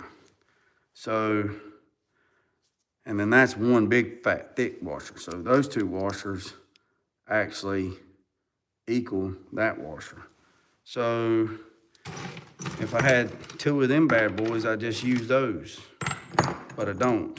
So I do have a bunch of these other ones. So what I'm gonna do is I'm going to stack 2 of these together because that'll be gracious plenty right there. I won't be trying to manhandle nothing no bigger than that. You know what I mean? Yeah, you agree? I hope so. That's what we're doing. Now look, them washers are inconsistent. Look at that. I prefer FA. See that? Them things right there are not consistent. See that one on the top? She a little thick. She thicker than the rest. I think that right there will work. Let me check something out right quick. I'll be right back. All right, boys and girls, Big Rod got this thing whipped. Well, this part anyway. So let me set the camera back up.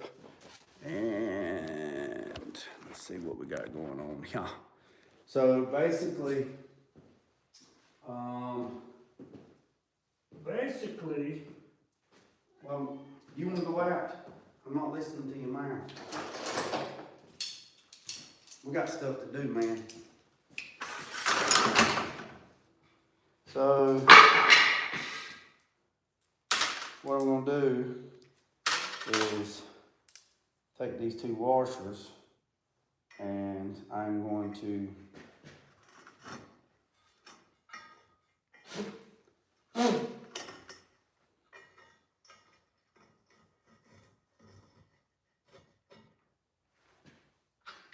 space this thing out.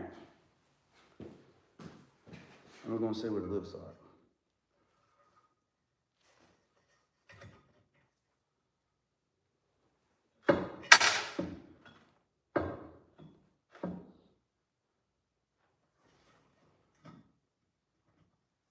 I got 2 on that side.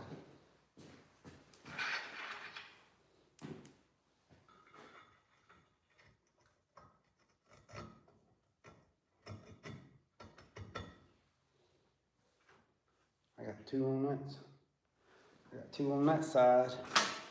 So this is the piece of metal. I think that'll work. I think one washer won't be enough. Like I said, this is probably the thickest thing I'm ever going to use. All right, and that right there.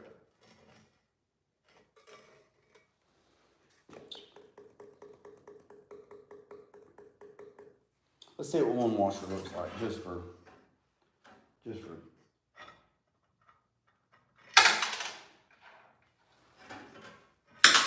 shits and giggles.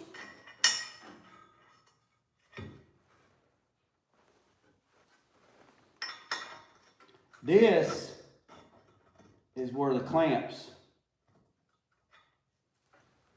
This is where my clamps would come in. Like, you son of a. This is where my clamps would come into play that I gotta get. I just ain't found the ones I like yet.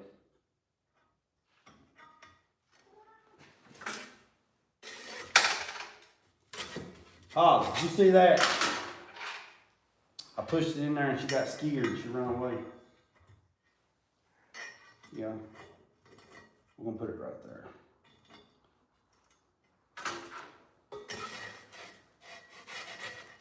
I don't know, Holly. One washer might be enough. We're gonna do one washer. I thought a rub down was great for a body. This is a great tool for body work, pipe anvil. Come on. Let's go. Let's go. We're gonna put one washer. We're gonna put one washer, and because I think the reason why I say one washer is because of this reason right here. So this is the thickness of the metal, right? That's the thickness of the washer, right? So if I put one washer, that's still enough. This is 16 gauge. Yeah, this is 16 gauge. So that's probably the thickest I'm gonna put in there. I mean, I could put some 1/8 inch. I mean, it's all good, but this is gonna be the thickest I'm gonna put in there. You know, floor, panel, sheet metal, stuff like that. I use 16 gauge and 18 gauge. So 16 gauge for the firewall and 18 gauge for the floor pans. But that right there is gracious plenty. So I think one washer is gonna be enough. If not, you know what can happen? Cut it loose and change the thickness.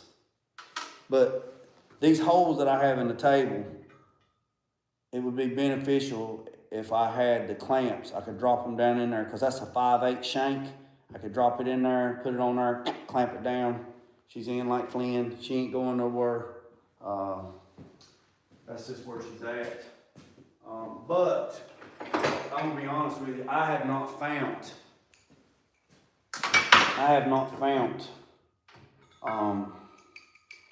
any clamps that I like yet. I'm just being honest. I hadn't found no clamps that I actually like. So what we're gonna do is we're gonna roll this thing out and we're gonna take the grinder and we're gonna clean it. We're gonna clean it, but we're gonna put the welds so we make the welds nice and pretty. So we're gonna weld it right here on this end and we're gonna weld it right here on this end. So we're gonna lose about, I don't know, about 1 inch. Right there, it ain't even right length. We're gonna make that side even. This side here, it's just gonna be what it is. And then we're gonna do right there. We're gonna do right there. So that's what we're gonna do. What we're gonna do, Jake? That's what we're gonna do. So let me get my glasses. My ears. Y'all didn't know I'm deaf in my left ear. I can't hear nothing.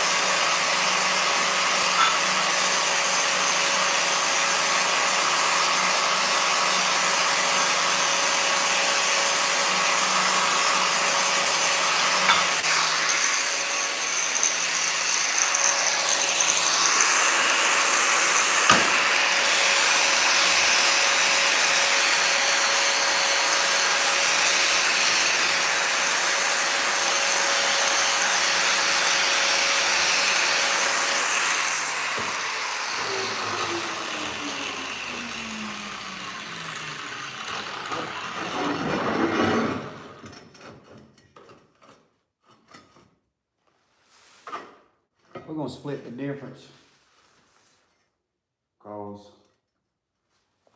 Just because. And take these clamps here, and I'm gonna use these to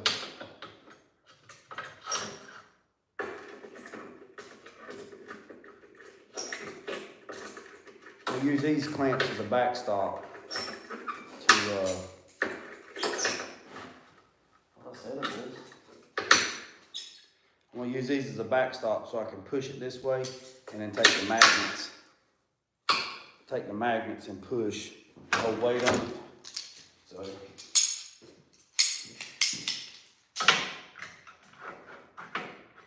y'all still with me? They're going back lost it.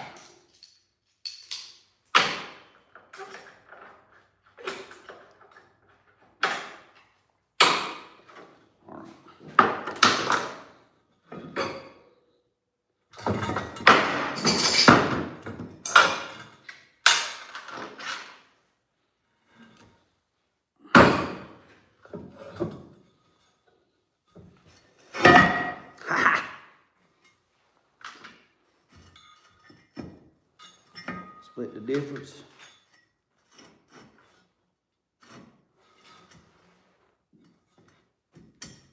Eyeball it. Does it look good from your house, Ray? Look good from your house? Looks good from here. Can't see it from my house. Just like that. I really appreciate y'all spending y'all Saturday night with me. You could have been doing a whole lot of other things.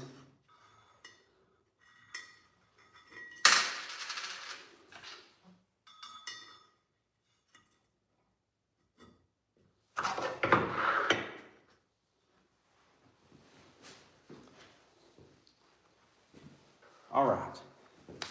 All right, let me get my camera.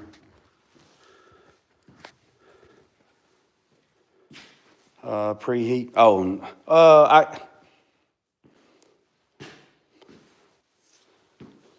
I could preheat it. That's a good suggestion. Yeah, I got my little torch in here. I could preheat it. But since it's not structural, since it's not like structural, like I'm doing anything for, like buildings or something like that. I mean, it's not necessary, but we can put a little heat on it to get the oil out of it. So when we first do that, so we don't do a cold start. You know what I mean? I mean, that's a good tip. One up more. All right, so hold on a second. Let me catch up. Don't forget about the degree, the metal, big fat. Hold on. What's up, big fish? I need to get those. Okay, here we go. So this is what we're looking like. So I got one. So I put the clamps right there. So I got that pushed against this, so that's holding it. And then I got that piece of 1-inch tubing in there holding it up. And then I got the magnets pushing that way. All right, so this is a 16 gauge or 18, I don't know, nevertheless. Yeah, because there's, 16 gauge, because right there I got 2 sheets over on the wall. So this right here fits in there.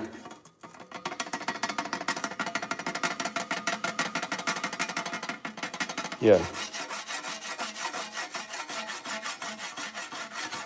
Yep. And see right here, this is my slip roller. This is what I was telling y'all earlier. So I have a slip roller, and this right here is for round rod. I can put it in there and roll round rod and stuff like this. This right here, you adjust it, you stick that in there, you do that, blah, blah, blah. That's a slip roller. This right here is a pipe anvil. So I believe that right there is good. I don't think I need to put a washer in the middle right there. So, yeah.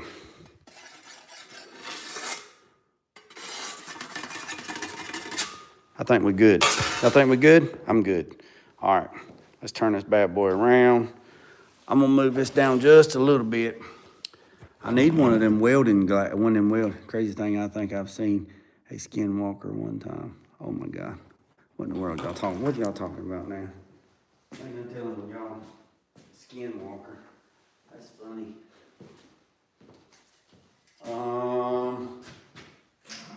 Turn the welder on. Welder's on. It was on, so I turned it off. Welder's on. Sure.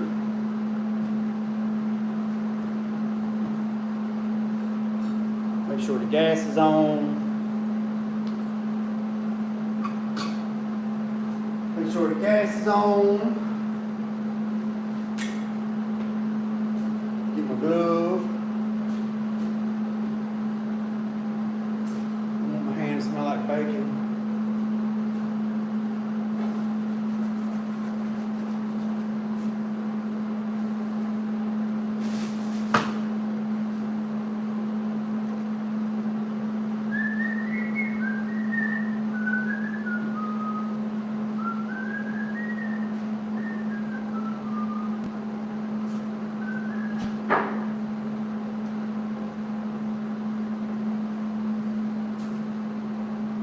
Let's see.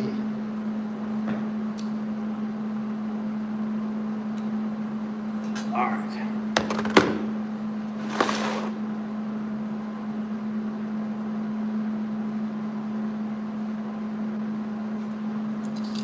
Yeah, so toxic jabs.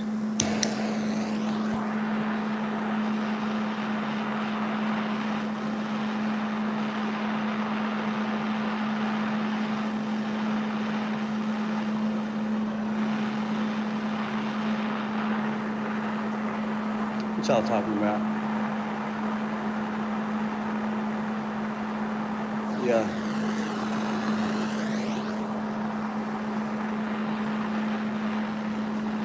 If I had a temp pen,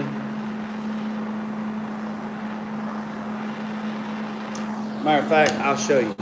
Look, let me show you. All right, look, y'all see it? Watch. See it? See the moisture? See it coming out?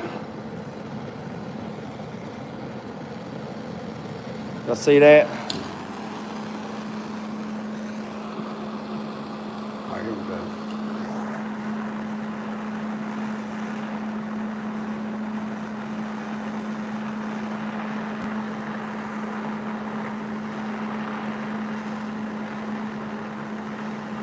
So what I'm gonna do is I'm gonna tack this side, tack that side. I'll have to move the camera so y'all can see.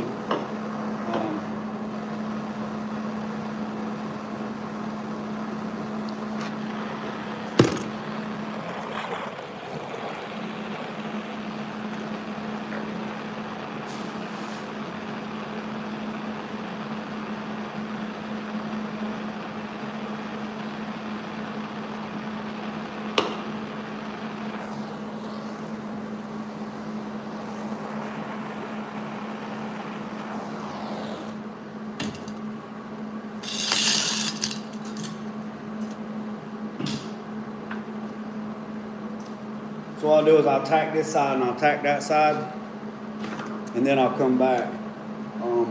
Because if I try to weld this side, it's gonna do this. We don't want that. All right. So let me test this out and make sure we're good.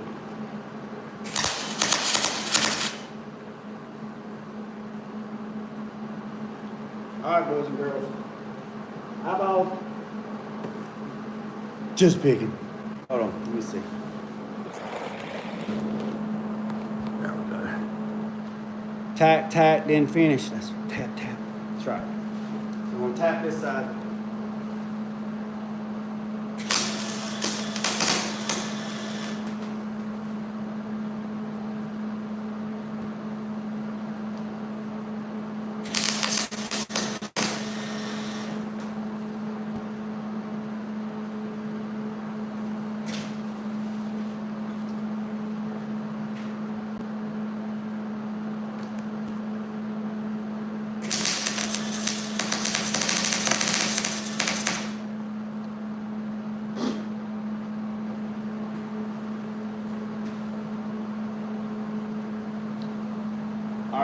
got it tacked and tacked on both sides, right? If not warped and the crates tweak. Tack, tack, yeah. Oh yeah. So, I think 1 inch, is probably gracious plenty. I mean, like I say, I think 1 inch.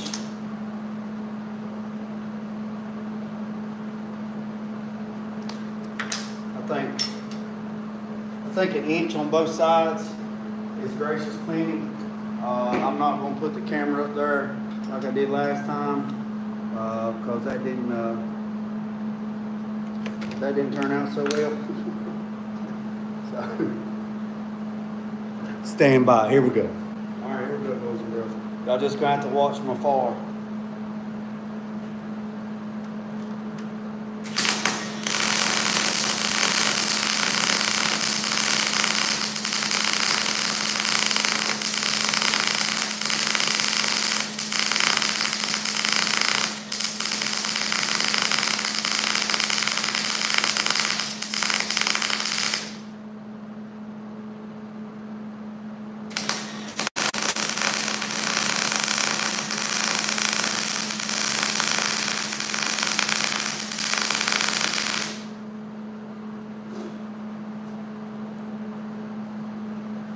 Boys pulling the oil out of that pipe.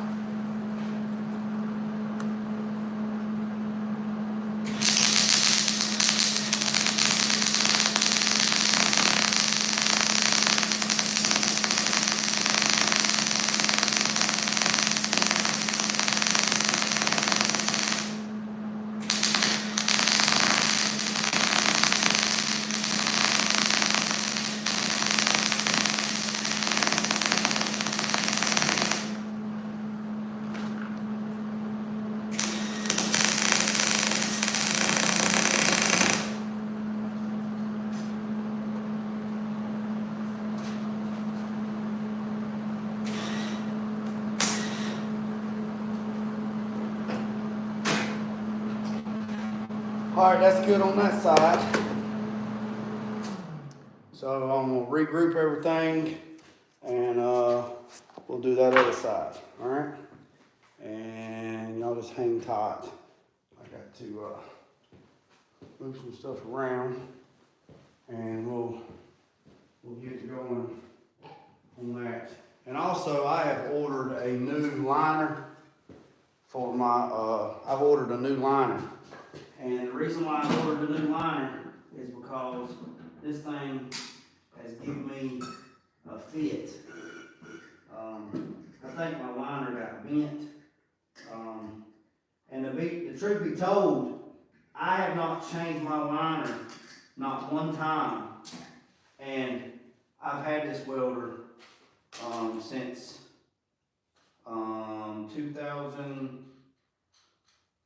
2015, so that's pretty good. Because liners get stepped on, they get pinched, and I think that might have to be a problem because I've had a lot of issues here in the last little bit with wire jamming up. And I honestly believe my liner got pinched or I dropped something on it or something. So I ordered a new liner, a new neoprene, or not neoprene, motherfucker. I ordered a new liner for my welder.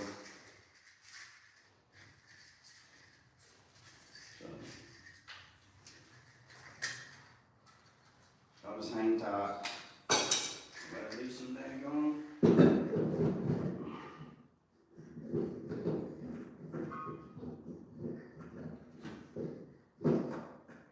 I think when I moved my welder off of the cart and put it up here, I think I might have, it's possible I could have stepped on it, I could have dropped something on it, something,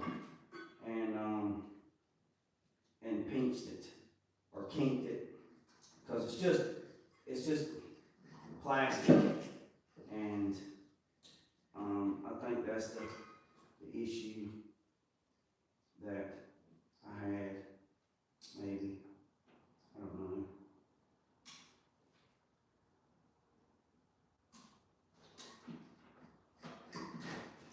I don't know if it's aggravating, I know that.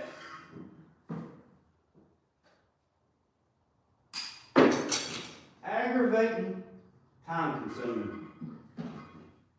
Like I say, I don't know. I know it messed up the other night.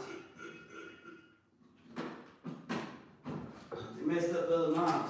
And I literally think my line is kinked. I think my line got kinked.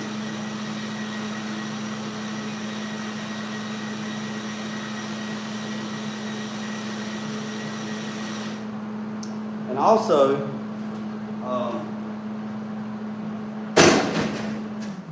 I actually want a longer lead anyway. I ordered a longer lead. This one's like a 8 foot. I'd like to have a 10 foot or a 12 foot lead. Let's see. Right there is where the oil jumped back. But yeah, I believe that'll work. I believe that'll work, boys and girls. That one done a whole lot better. I have to take a punch and knock that out. So now let's do this side, and I'm gonna just leave it right here and work it and go from there. So let me turn the camera. Let me get that situated, and then we'll get that side done, and then we'll cut some legs. If you stay with me, stay with me. If you gotta go, you gotta go. But I'm gonna stay on here until we finish, and then conclude this episode of what's going on. So, like I said,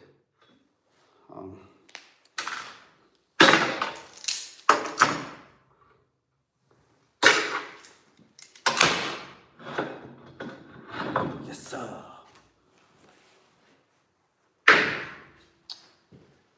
It only takes a second. Only takes a second for something to jump in your eyeball.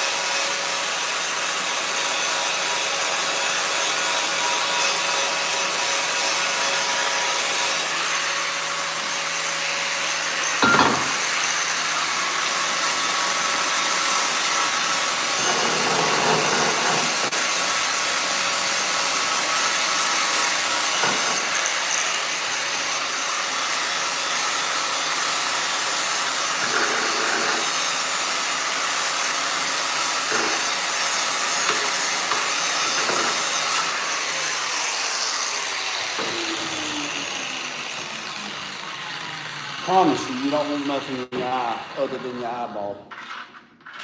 That's no fun. I don't care who you are. I've had stuff in my eye before. And a doctor looked and say, "Did you have your glasses on?"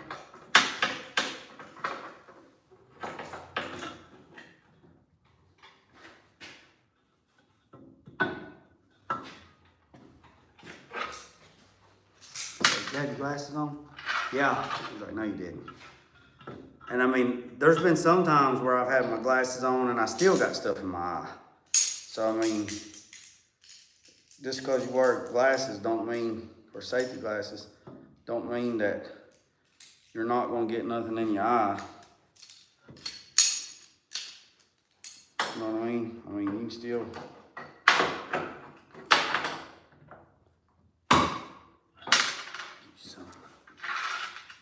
You can still get stuff in your eye.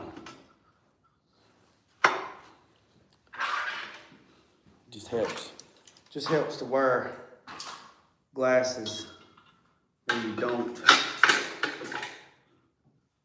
get nothing in your eye.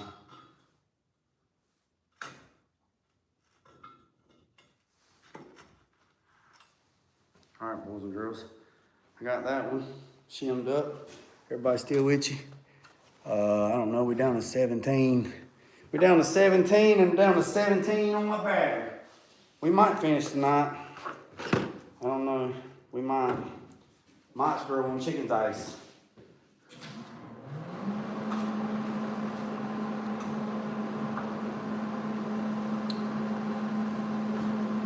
I'll go until the battery dies. It's like Jonathan's garage says, I'm with you until the wheels fall off, until you put them back on. I'm with you, big dog.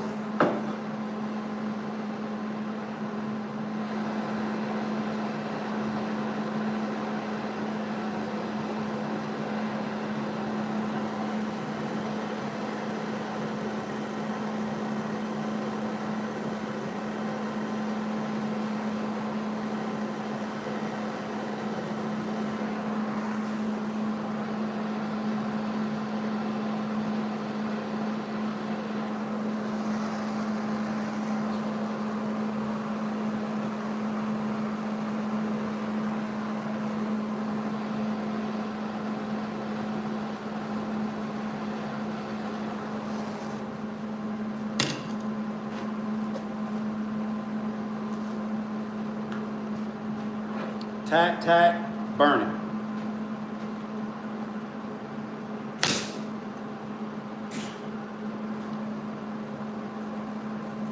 Wonderful.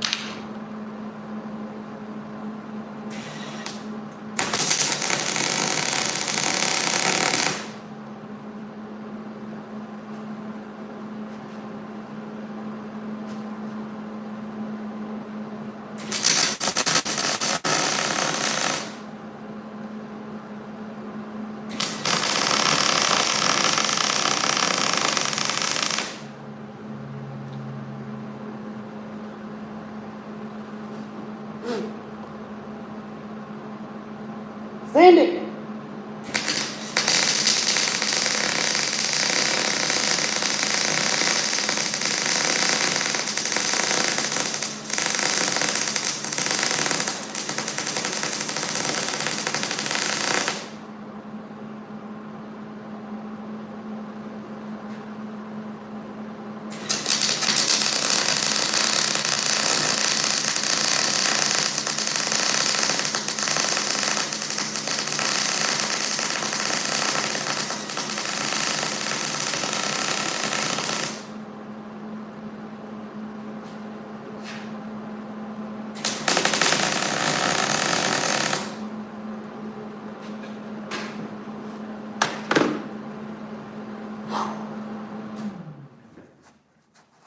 Boys and girls,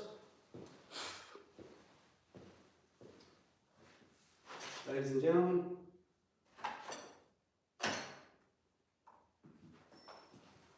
that is done and done. Now, I'm going to change the blade out, and I am going to cut 4 pieces of, gonna cut 4 pieces of tubing, 3 foot long, and then we're gonna put some legs on this thing.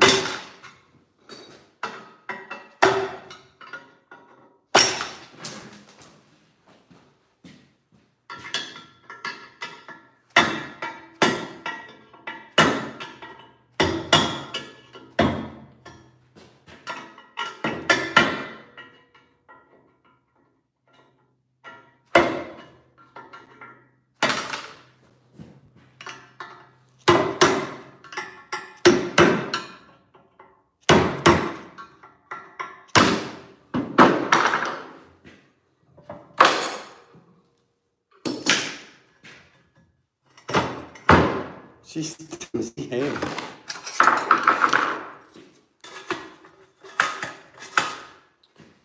Hold on. So, let's run this thing in. I'm telling JG that JG is smoking. Oh. All right, so basically how this thing works is you put that in there like that. All right.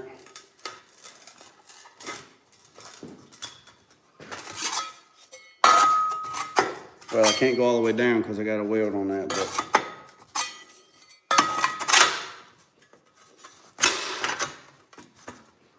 And plus it's hitting the table, so. Transmission tunnel.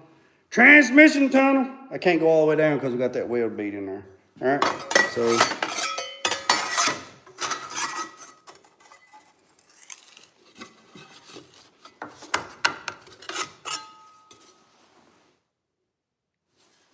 All right, and then.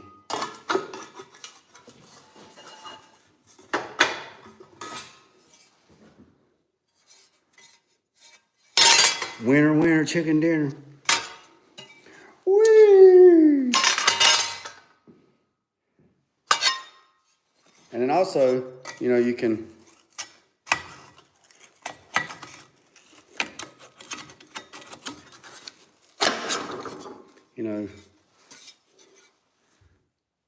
curve the ends, you know.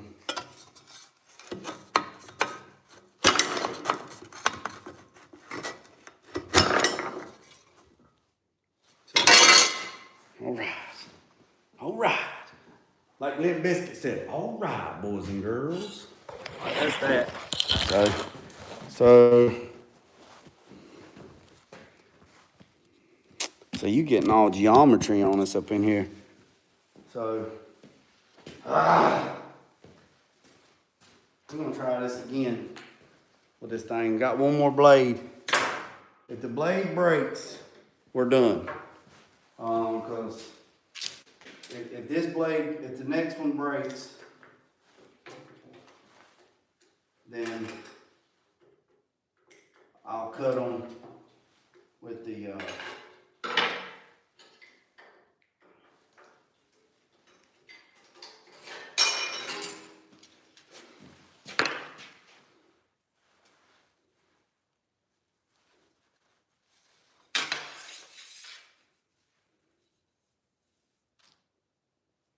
nope.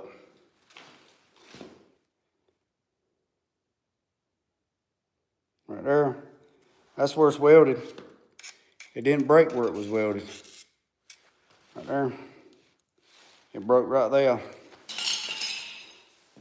It broke right there is where it broke. So that theory we thought it broke where it was welded at is not where it broke. So didn't break there. It broke somewhere else. So this is a different blade. This is the other one. This is in the blue pack.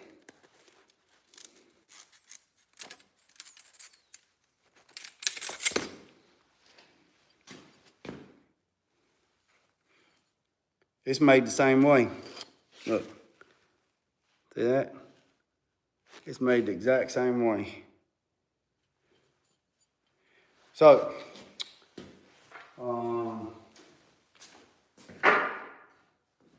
like I said, we're gonna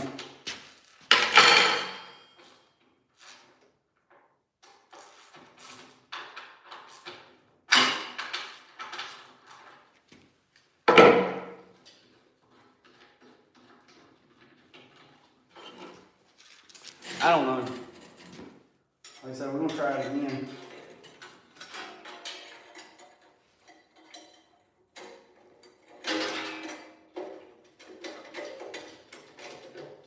I would highly suggest wearing gloves. You got baby hands, wear gloves.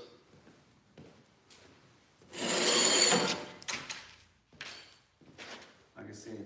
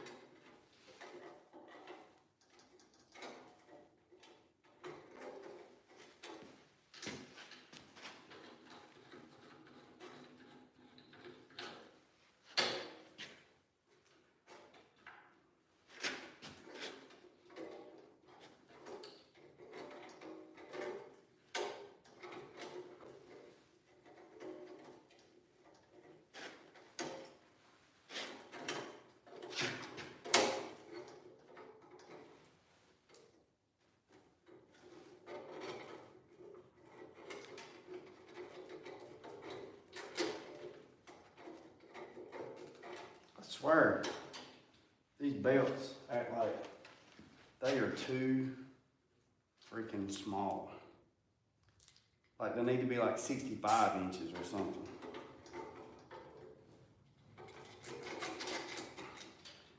Shouldn't be that much trouble.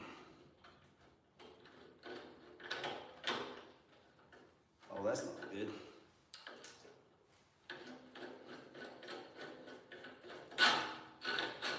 That's definitely not good.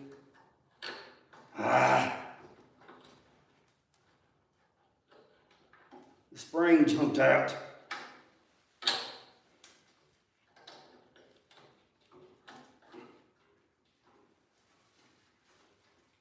I'm telling you, man. Y'all think everything goes easy for me during the day? It's like this all day long. All day long. Something.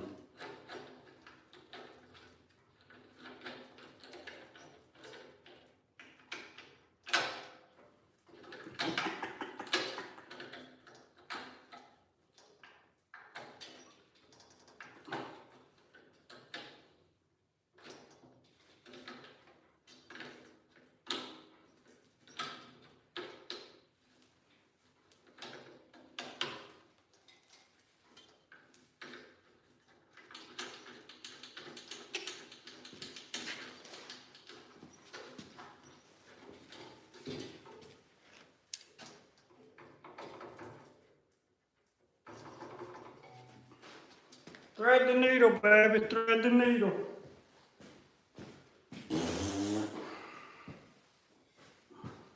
It's so quiet in here.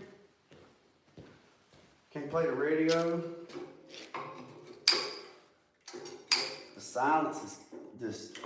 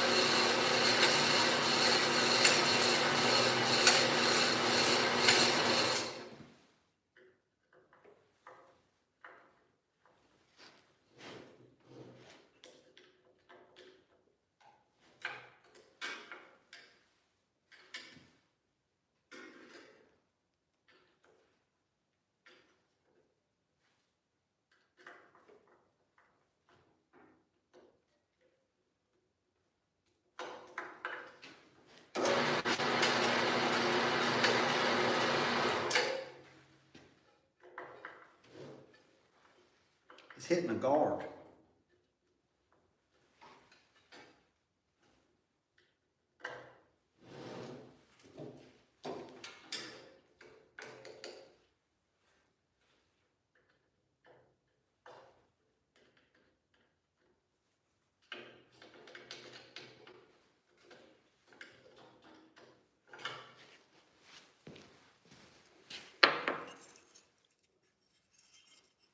Look, it's hitting right there.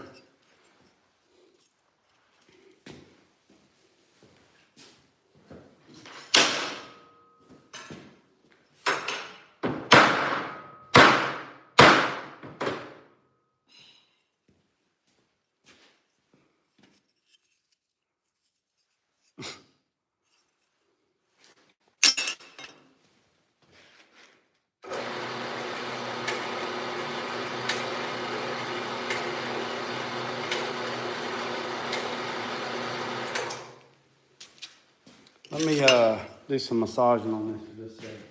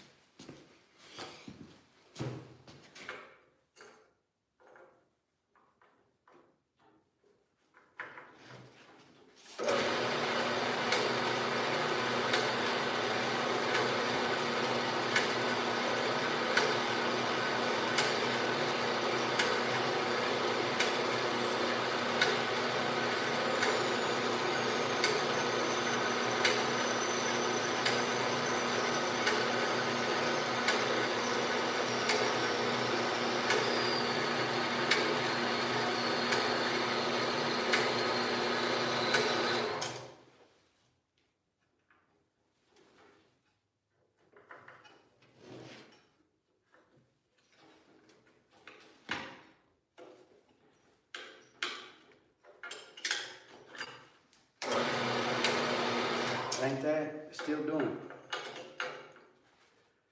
it. We're gonna let it eat.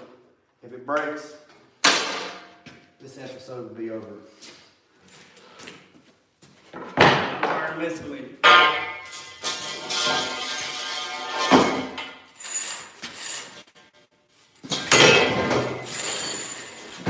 Tired of messing with it.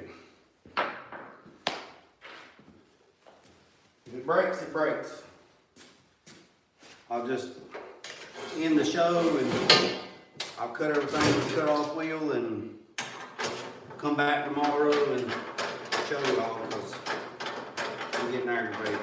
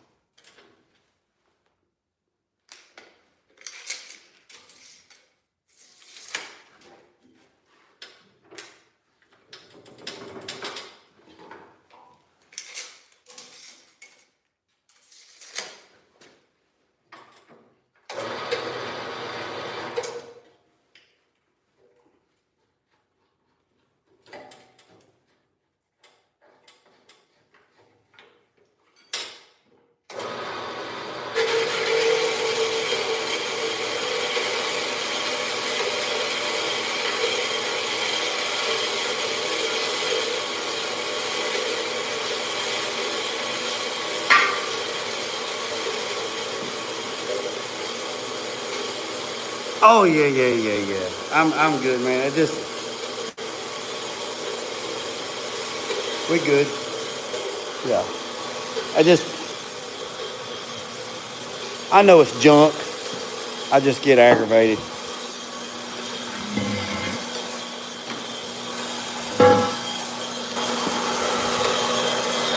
This is doing the exact same thing. It's jumping. Look. Look.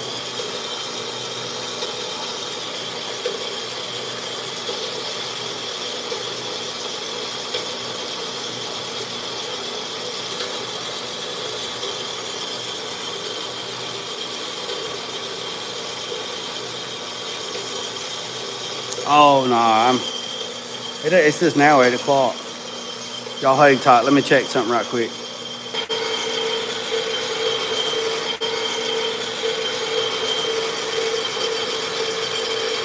It's 8:40. Scoot, it's 8:40.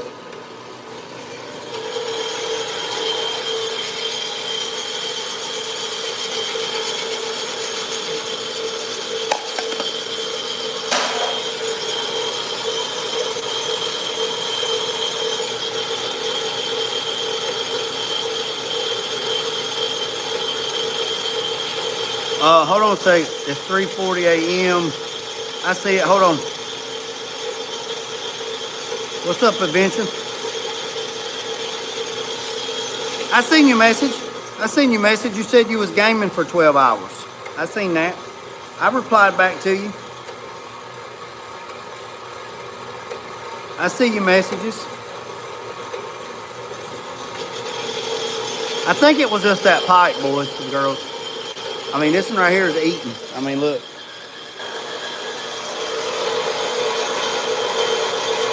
What's up, Johnny?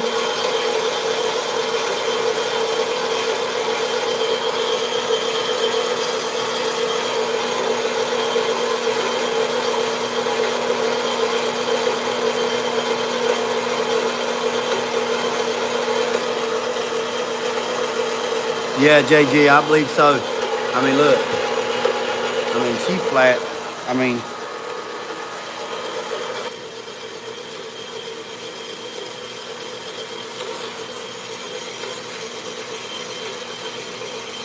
hey, Adventure, I go back and see all the messages, but when I'm doing stuff like this and I'm working, I can't keep up. That's why I say every now and then I'll stop and catch up on the messages. It's not that I'm ignoring your messages.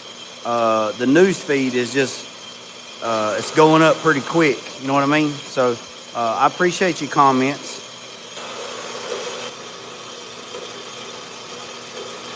Oh, I know. What's up, Johnny? Oh, I know. That's what I was saying. I was getting aggravated a while ago. That big pot was just more than she could handle, if you know what I mean. She just couldn't handle it. I mean, this right here is just, I mean, that pipe over there could have been ductile iron pipe. You know, it could have been, you know, different quality of metal. I mean, there ain't no telling.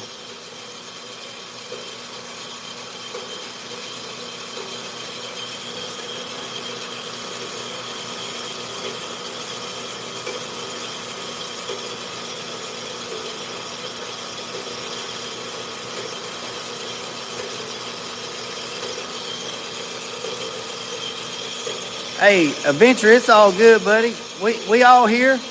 I only see 4 lines, if that makes it any better. On my end, I only see, right now, I only see JG, Scoot, you, JG, and Scoot. So I only see, and then when somebody comments, that person gets shifted out.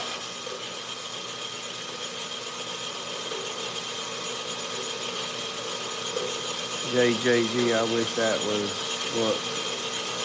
I wish that for me. What's the secret? You talking about me? Which JG? The other JG or me?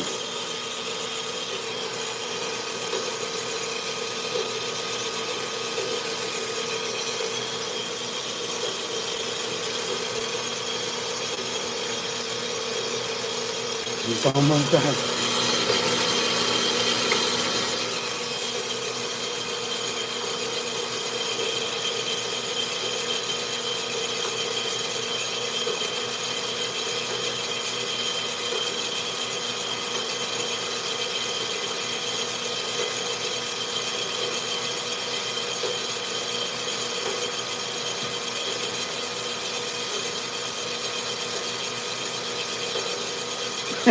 Y'all crazy.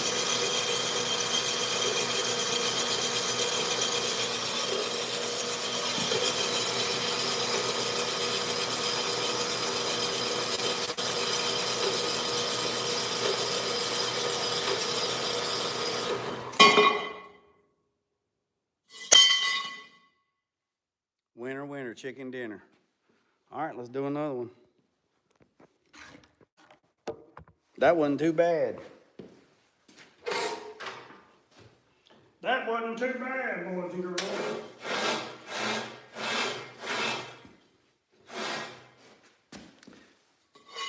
One down, 3 to go.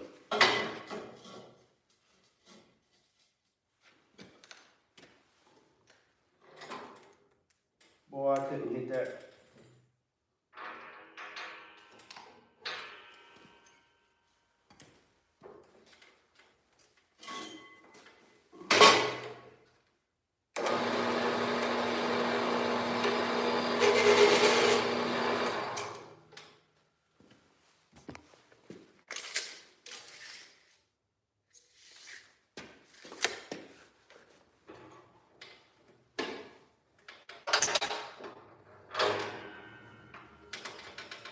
I'm glad I checked that.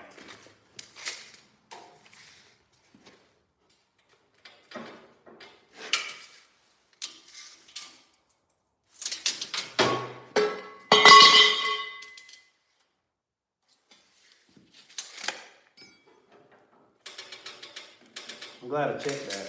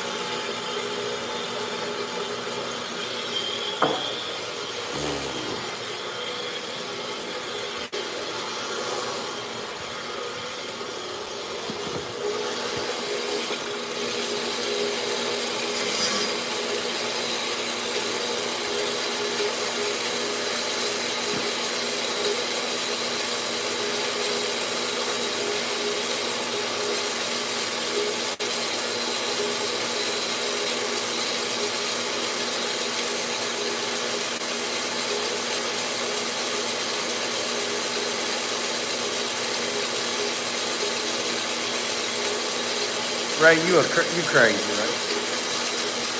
Ray said he's back because his wife's is snoring.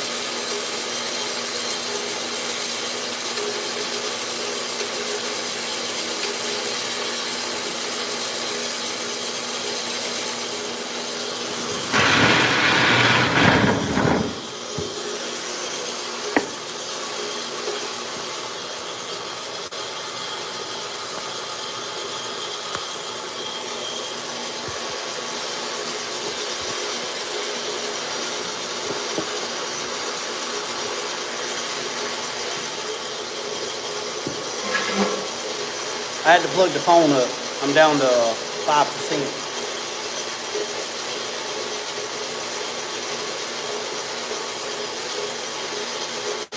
Yo, what's up, 84 Cuddy?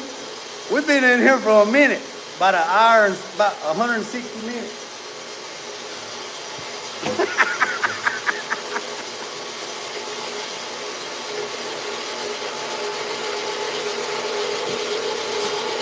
I about lost it. When this gets through cutting, I'll show you what we've been doing. The phone just fell over. It's plugged up.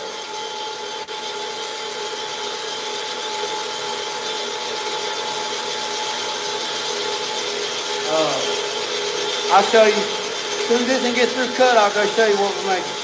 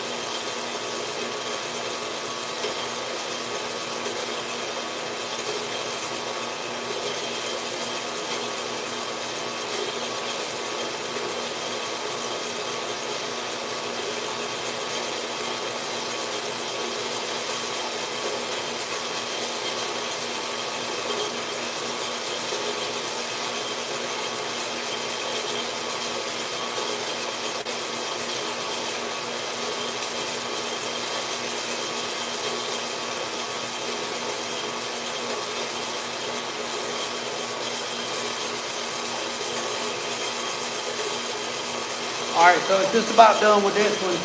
Once this one gets done, I'm gonna go over there and I'm gonna show 84 Cuddy what we've been doing, so y'all hang tight. It's on the bottom now, so I guess that this tubing, I guess that piece of pipe, I guess it just didn't like it.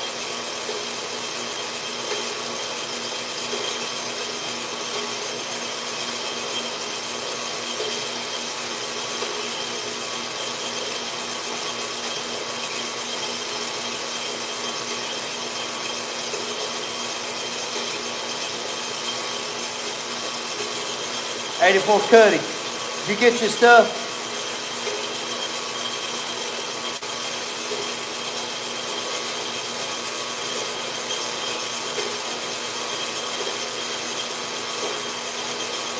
Hey, 84 Cuddy, did you get your stuff done that you was gonna get done?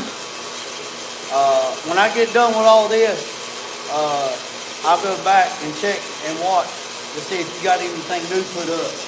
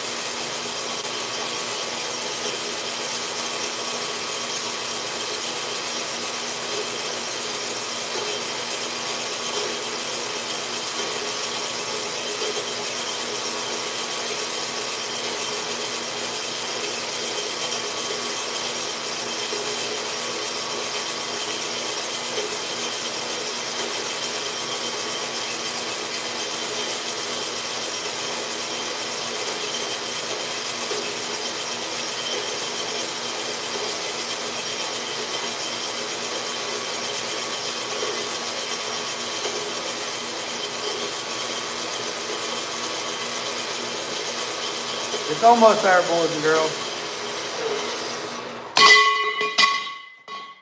She's down. She's down like James Brown. All right, so look. That is cutting a whole lot better than that piece of pipe. All right, so 84 Cuddy, this is what we're doing right here. So we're making a pipe anvil, all right? So we went to cut this piece of pipe to square it up on that, and this piece of pipe right here was just way too much for that Harbor Freight, so we had to end up cutting it with a cutoff wheel, but that's cool. So, so basically what this is a pipe anvil. This is off of Gene Winfield. If you don't know who Gene Winfield is, y'all need to Google him. He's 98 years old, and he still customizes and paints cars. He's been doing it since the 40s. He's one of the godfathers of customs, and I have been blessed to know him and work with him. And he was just diagnosed with cancer about a month ago, but the good Lord blessed him for 98 years. So he's been on here for 98 years. I would love to know what he has forgot. I'll put it to you like that. All right. So what this is, 84 Cuddy, is you can take a piece of metal, right?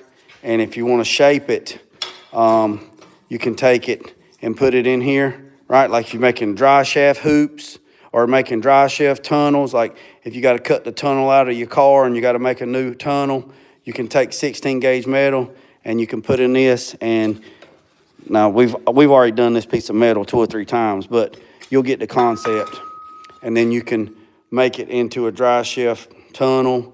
So this piece, normally it's made with a 6-inch piece of pipe. This is a 4-inch piece. So that's 4, 3.5, and 2.5. So that's what that is. And so now what we're doing is the legs. Now I have a slip roller, and that's what this is. So I can take a piece of metal and stick in here, and then I can turn this handle, right? And I can roll it in that and do a roll or a break. See, this right here is a break. I'm doing this one-handed. But I could do this right here, right? And if I wanted to put a break in it, right? See, I could do a 90. I mean, I could do whatever, but you get the concept. And then there's also a shear. So basically, let me see if I can find another piece. Piece of scrap. Hold on, let me stretch this out and I'll show you. That's what she said. Let me stretch that out and I'll show you.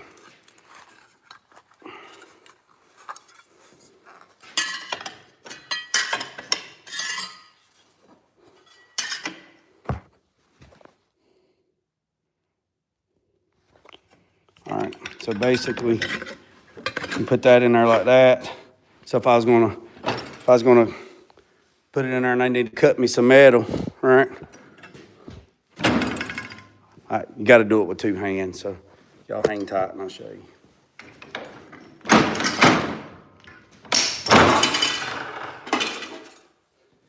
See, I can shear the metal, all right? All right, Cuddy. So right here, you ready, big dog? So this is a TKM, now it's dusty, This is a TKM Performance. TKM Performance. 6.0 dart block. Intake valves are 2.25. About 950 to the flywheel. This is the one I'm making a cold air intake on. She's dusty, but Dakota digital gauges, stereo, kickers, there's a lot of stuff.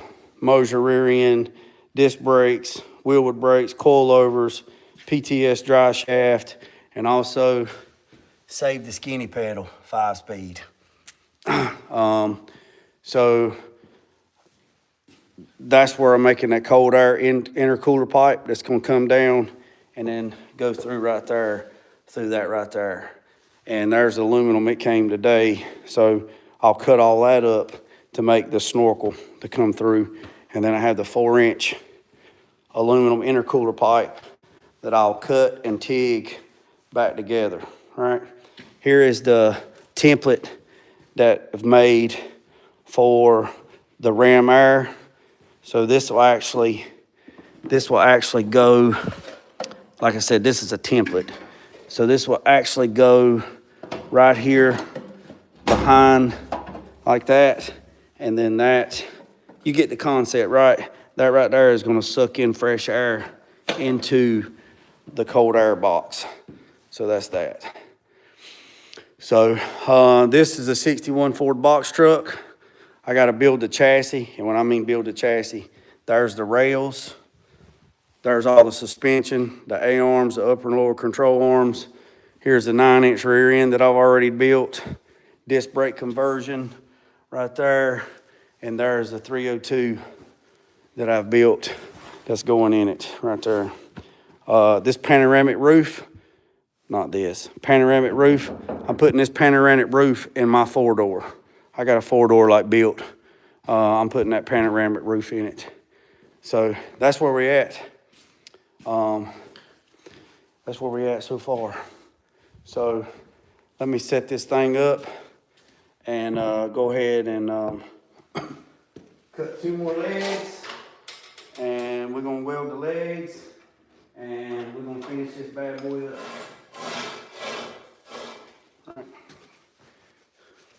All right. So yes, sir. Yeah. And then you already seen the 86. You seen the 86 in the video, me doing a test drive.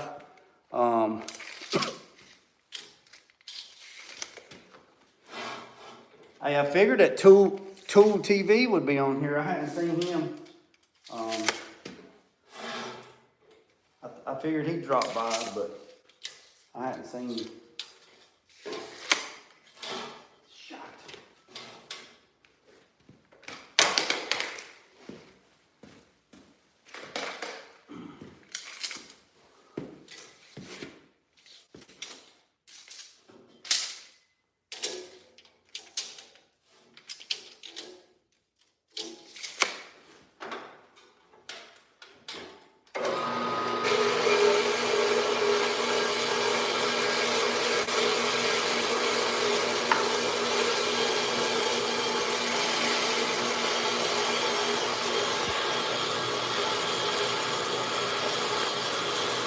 Yeah, get him. See if you can get him on here, Cuddy, and I'll take it back over there, and I'll give a walk around on it.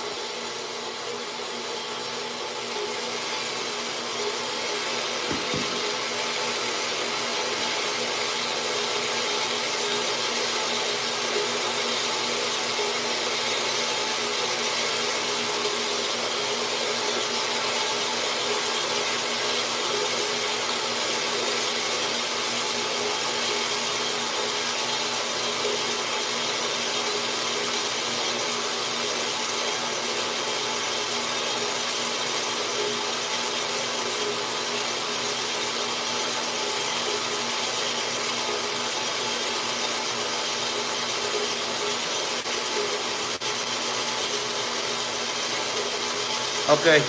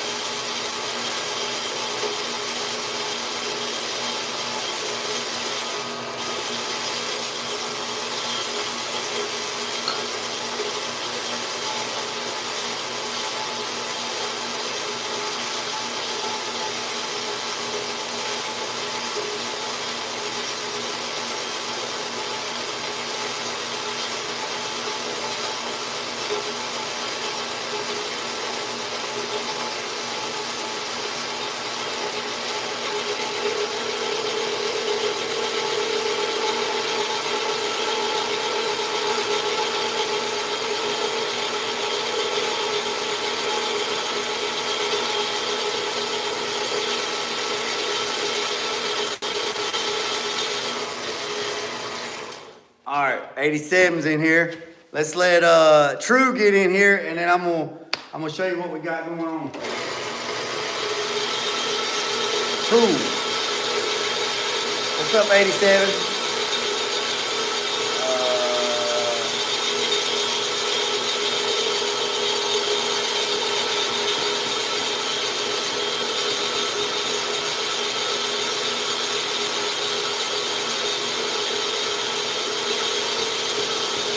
So right now we're cutting the legs.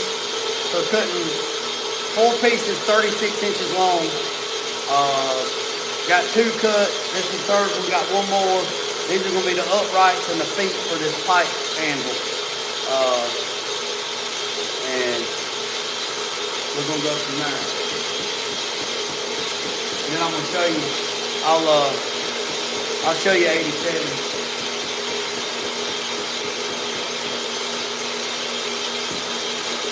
Can't walk away from this saw because it might get crazy and break the blade, and we down to the last blade. We done broke one tonight. Oh! Alright. So Tooley's in here too, so let's walk around. Let me show you what we're doing. Let me show you what we're doing. Let me show you what we're doing. Let me show you what we're doing. Everybody just be patient. Oh, that right there is thicker than a tack. Alright, so this is what we're doing. Building a pipe anvil. So what a pipe anvil is, it's normally 6-inch pipe, 4-inch pipe, 3-inch pipe. Well, I didn't have it, so my buddy had some 4.5. I had this, and he got that. So we tried to cut this on the saw, and that Harbor Freight saw, she just wasn't feeling it. It was just too much pipe for her, and she broke the belt. So this is what this is. So basically, there's a 16th of an inch spacing in between these 2 pipes. And this is what it's for. So basically, let's say that you're putting a dry shaft tunnel and you need to replace your dry shaft tunnel in your car and your G-body, whatever you want to do. So you have this radius. This is 4.5 inches across, so y'all know radius, half of it pi and all that stuff. We're not going to get into that. But basically, what you can do, now this piece of metal we've already done 2 or 3 times, so you know what? Just hold tight. Let me go get a new piece. So y'all all with it. Y'all just hang tight. Let me get another piece. Let me get another piece.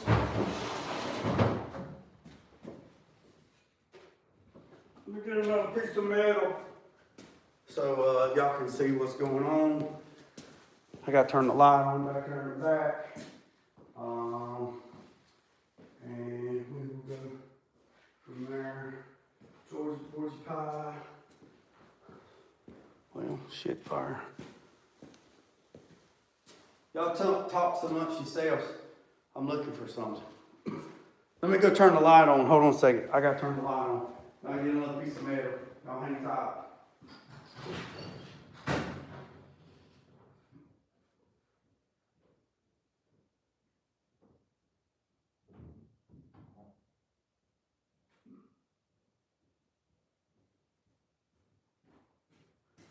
All right, boys, I'm back. All right, let me go back here in the machine shop and I'll get a piece of metal and I'll show you what this thing's all about.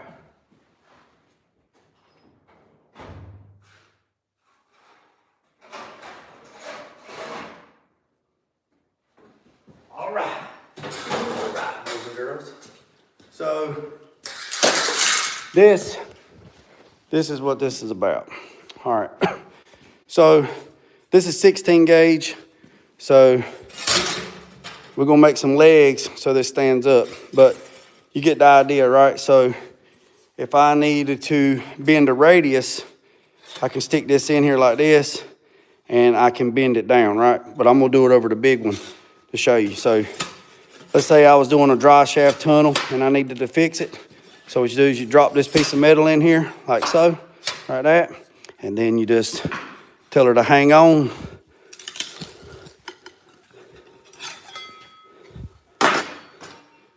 And then you go over here to the other side and bam, in like Flynn, right? All right, now, let's say you needed to do a smaller radius. You can, now it's on the table. Once it's on the floor, you could see, but see you could bend radius like that. Now, let's say you want to do a convex shape, right? Let's say you need to go from big to little. So you just, right, you just keep, again, it's on the table, but, so now look, now you got that radius right there, right? So that's that. Now, this is a slip roller, right? This does the exact same thing, but it's a slip roller. Now, I didn't make this. This right here is for round rod. So if he's going to put it in there and you need to put a piece of round rod up underneath. Say if I had to fix this and I needed to stiffen this up and I took a piece of round rod, I could roll it to meet that contour and then I could weld it on the backside to stiffen that up, right? So basically, and then, so this thing is a roller, a brake, and a shear, right? Now they sell one of these similar to Harbor Freight, but this one didn't come from Harbor Freight.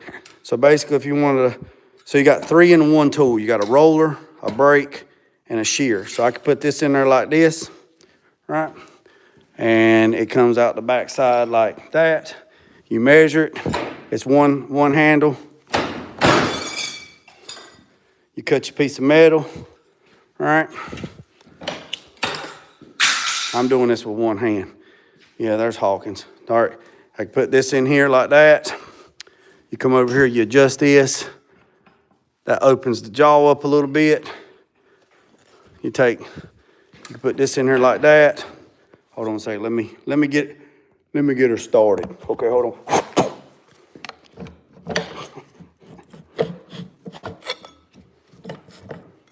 Let me get her started and I'll show you. I'll show you what she's all about.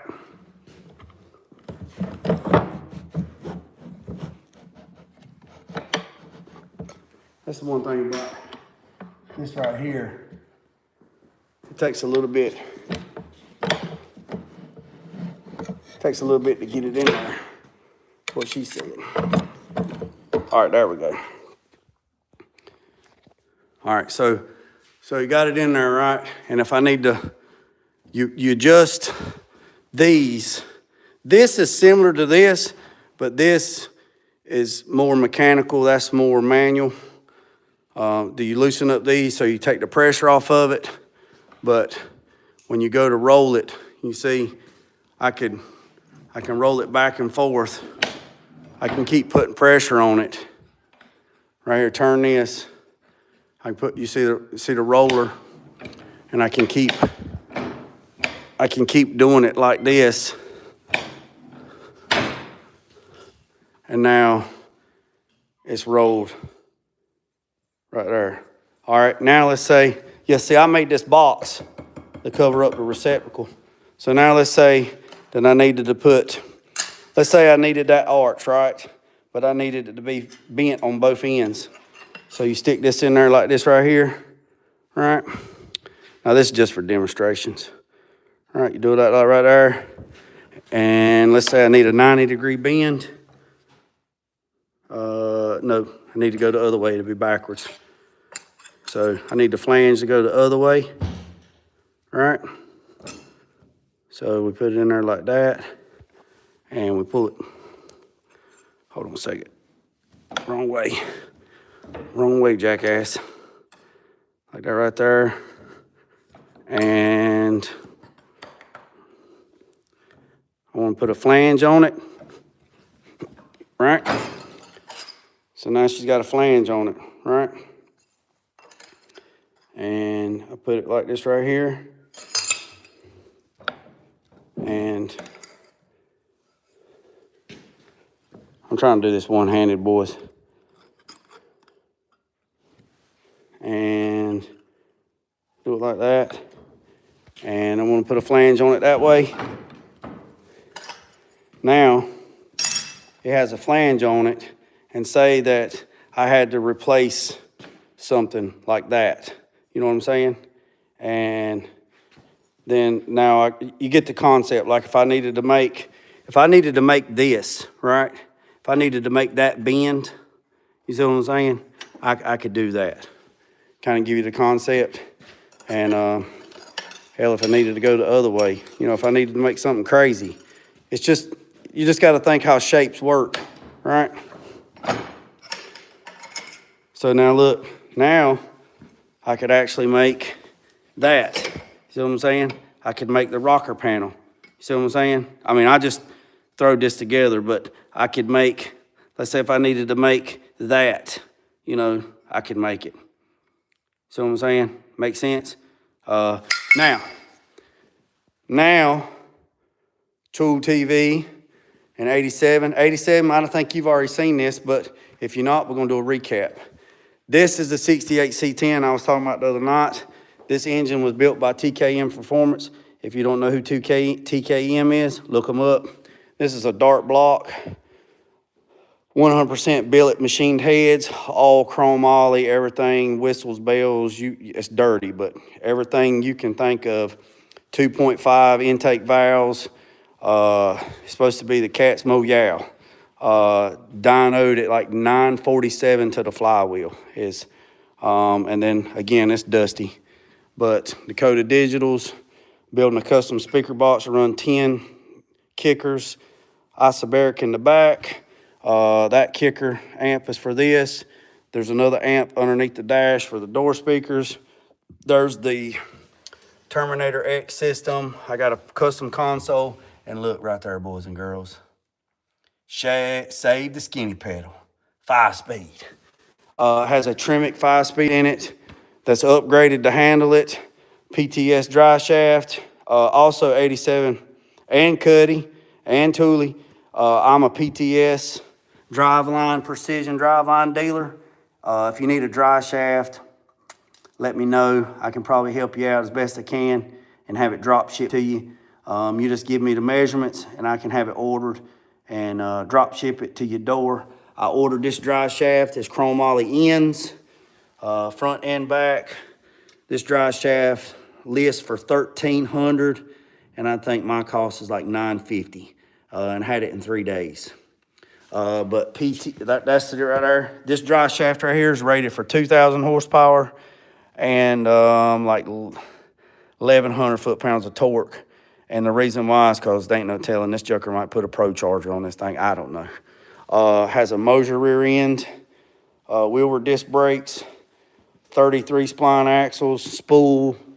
It has 87 SS's sponsor, QA1 suspension. Has all that.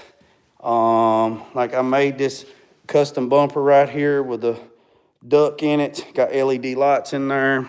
There's the airbox mock-up that we started making. And we're gonna make the real thing out of that aluminum. Has QA1 suspension, coilovers, big brakes, all that crap. He's thinking about changing the wheels and tires and all that. This right here is a 61 Ford box truck. I got to build the chassis for it. The A-arms, there's a suspension over there. All the A-arms, already done all that. Let me show you that. Here's all the A-arms built, tigged all the stuff. That's that. There's a cross member. There's that, there's that, there's that, there's that. There's all kinds of shit. There's where the battery's at on there. Yeah. Man, I got all kinds of shit. All kinds of shit. There's them motorcycle bags I got to paint tomorrow. Lord willing lets me wake up tomorrow. I got to paint them tomorrow. And this is the panoramic roof. I'm taking this roof skin out like our boy Sprayway Custom does. And I'm putting this panoramic roof in my 4-door. And the 4-door that I'm building, if you're new to the channel, I have a 4-door too, but there's what mine's gonna be like. 12 valve Cummins, twin turbo, 6-speed manual, running 26s. I think I'm gonna run 26-inch rims all the way around it. But that's what I'm building right there. I'm trying to shoot for the 12 valve 5.9 I have. They're saying powertrain diesel said with a twin turbo, combination turbo, or compound turbo, whatever you want to call it. They're saying probably around 1,800 foot-pounds of torque and about 900 horsepower. So, yeah, that's what I'm doing. And I'm giving this away. Hey, Tool TV, I watched you the other day. I watched your giveaway, and I got a lot of information off of it. So, I'm going to be giving one of these away here shortly. So, that's that. So, any questions? Yeah, any questions?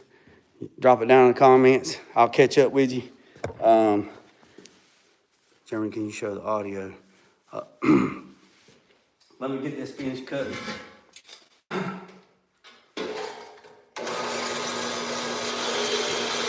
Yeah. Yeah, crazy. Oh, look, here's some stuff. Man, I'm still stuck in the fact that you made somebody. So here's some stuff that I do just to get a wild hair up my ass and just want to have fun. Look, I do that right there. Gold leafing, pinstriping. Used to race four-wheelers professionally. Yeah. Hold on a second. You know what? I'll show you. Let me show you. Look, 87. I don't think you've even seen this. Hold on a second. Let me go outside. Y'all ready for your britches? All right, y'all ready? All right, hold on. This is my 54 Bel Air coupe. It has a 383 stroker, 142 cubic inch blower, fuel injection. I'm not done with it. Done this one day, done the top. I've been working on this car for 20 years. Fuel injection, y'all see it, right? Y'all see it? Has a full air ride, full frame, built all of it, 9-inch rear end, custom A-arms, you know it. She is the cat's moo gal. Hey, boys and girls. Look, boys, I got this brand new. This is brand new. This is a 5-speed for a Mustang, 95 GT Mustang.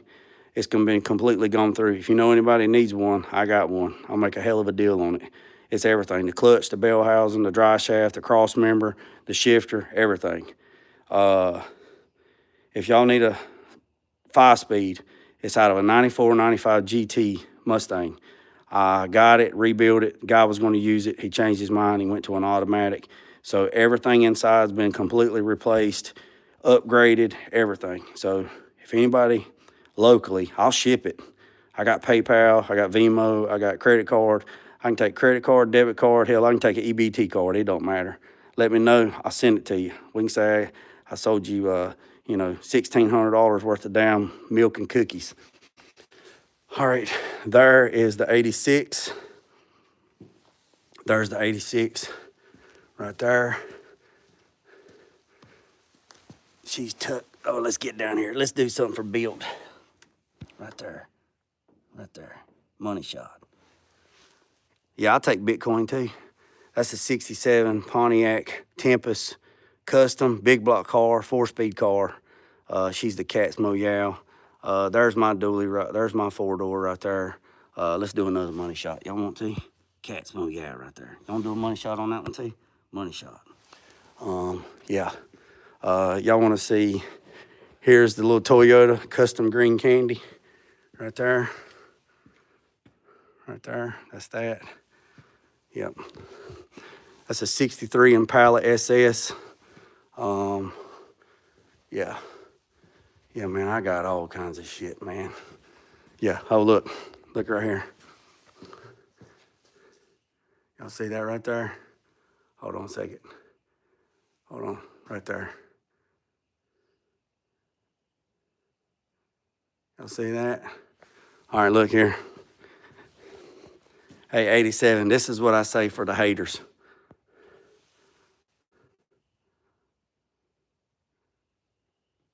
Y'all read that.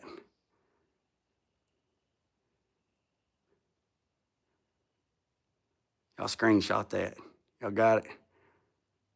Let me know. Holla at your boy. And right there, that's bullshit that I had to put up because I'm the business. So, but anyways. Oh yeah, forgot to say one more thing. That's the paint booth down there, 24 by 24. That's my paint booth.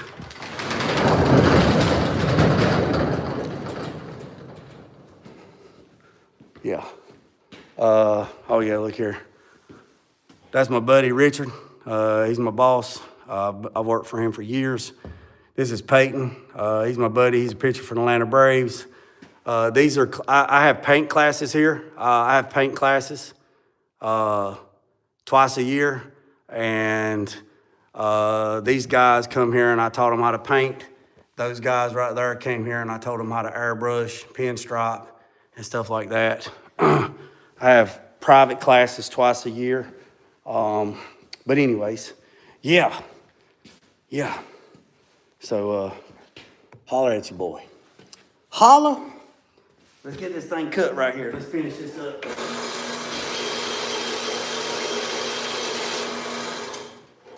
You take VA benefits? Man, I'll take Cash App. I'll take PayPal. I'll take Venmo. I'll take EBT card. I'll take ACA transfer. I'll take Bitcoin. I'll take XRP. Yeah. So, yeah, it's all good, man. Hey. Yeah.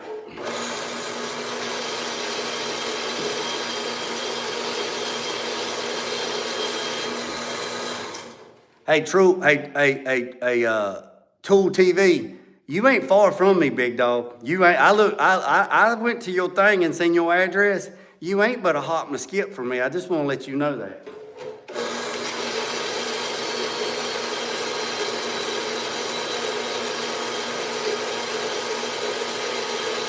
Okay.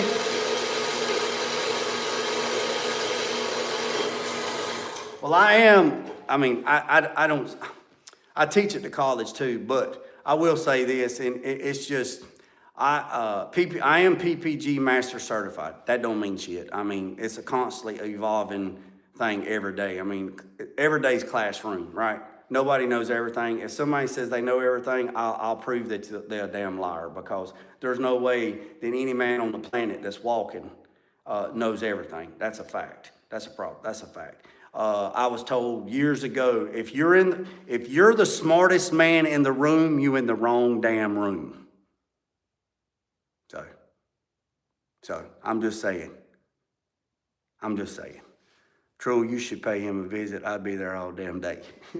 I'll put your ass to work. Hey, I'll put your ass to work, player. Well, I'm here. I'm here. I'm here. I'm here. And when I say I'm here, I'm here. My house is right there. It's like 50 foot right there. So I'm here all day, every day. The only time I'm not here is when I'm at the gym. And that's only 3 hours out of the day. But there's somebody here 24 hours a day, 7 days a week. The gate's locked.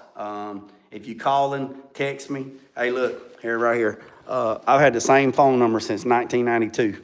So look right here. Put it in your phone right there. Put it in your phone right there. Hey, boys. 87 SS, Tool TV, 84 Cuddy. Put my number in your phone and text me and holler at me. And I am in the peach capital of the state, by the way. And just let me know, because I am not open to the public. It's appointment only. I have no foot traffic.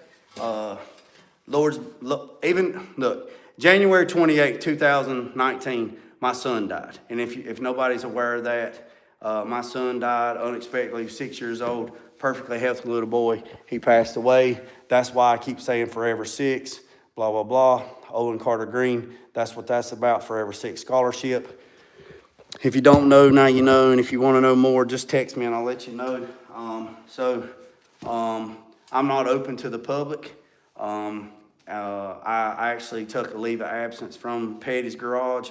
So in 2018, I had 12. In 2018, I had 12 cars at SEMA, 12. I had a 70 Superbird at the Continental booth. I had a K5 Blazer at the General Tire booth. I had a Camaro at the Paralyzed Veterans Paralyzed Veterans booth. I had a Mustang at the Battle of the Builders at the Ford booth. Had another Mustang over at, where was that now? I had the Kettleman truck, had the 450 Kettleman truck. There was another, the list goes on and on and on. It's all on my Facebook page of all the vehicles. Man, I'd been breaking bread with people that I've been watching people on TV my whole entire life. I started going to SEMA in 2008. I started meeting people that I watched on television that I looked up to. Charlie Hutton, Chip Foose, Ryan Evans, Horny Mike, Count Customs, Shorty from Iron Resurrection, Iron Resurrection crew, you name it. Shorty's Hydraulics, Jesse James, you name it. I got all their numbers in my phone, all of them. Charlie Hutt, every one of them. Boyd Coddington, he's passed away. You name it. So from 2008 to 2018, I broke bread with these guys every year at SEMA, every year. And I was at the top of the world. I mean, I was like, man, I'm this time, I mean, just what it was. You know what I mean?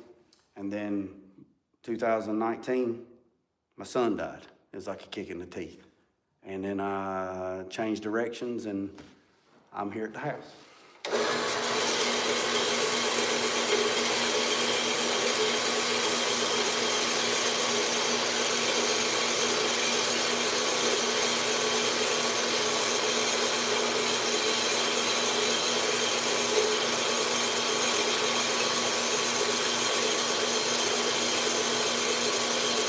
Yes, yes.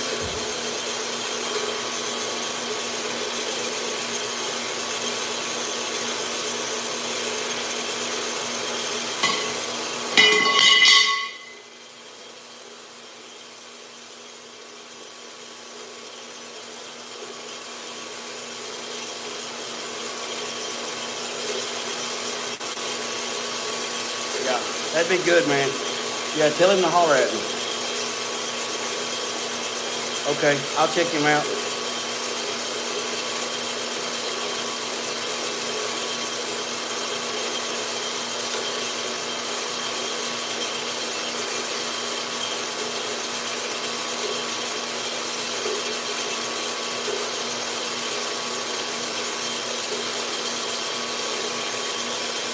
We'll finish cutting this one.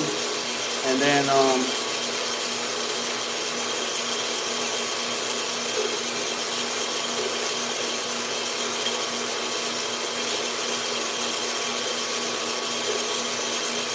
look at there.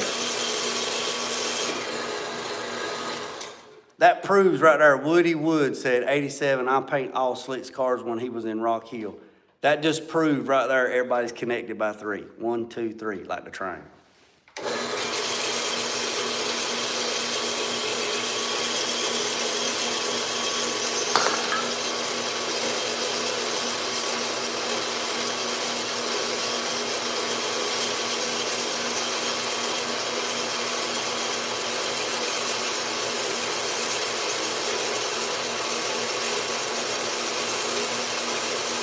Low. What table? What table is low? What are you talking about? Table is low on the far side. I brought my 4-wheel through.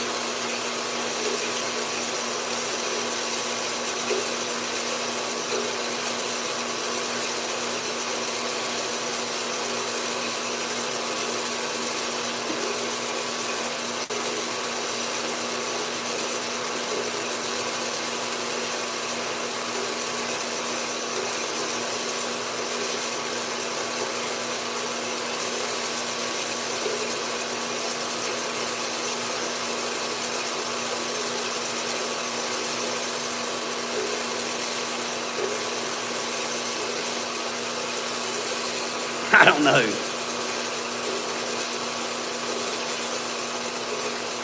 Oh yeah, there is 47 people.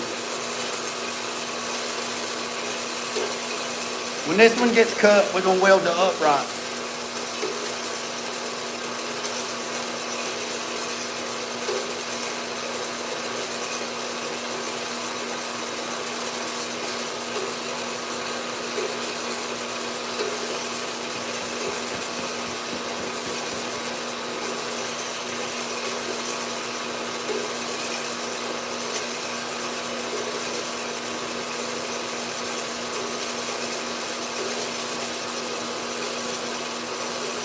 I appreciate it, 87.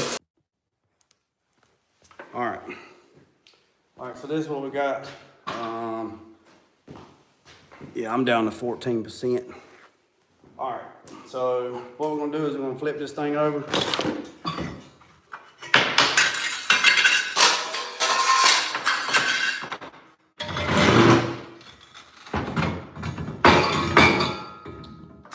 And what we're gonna do is we're gonna weld these legs on.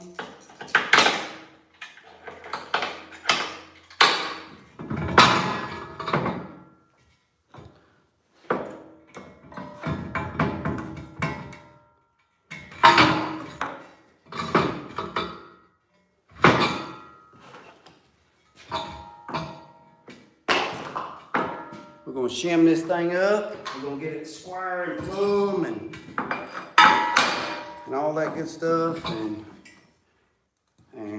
once we do that, then we're gonna weld the legs on. And it's gonna be lickety split. Lickety split. I need some 1, 2, 3 blocks, is what I need. I need some 1, 2, 3 blocks. They would work out great in a situation like this. So 1, 2, 3. That's that.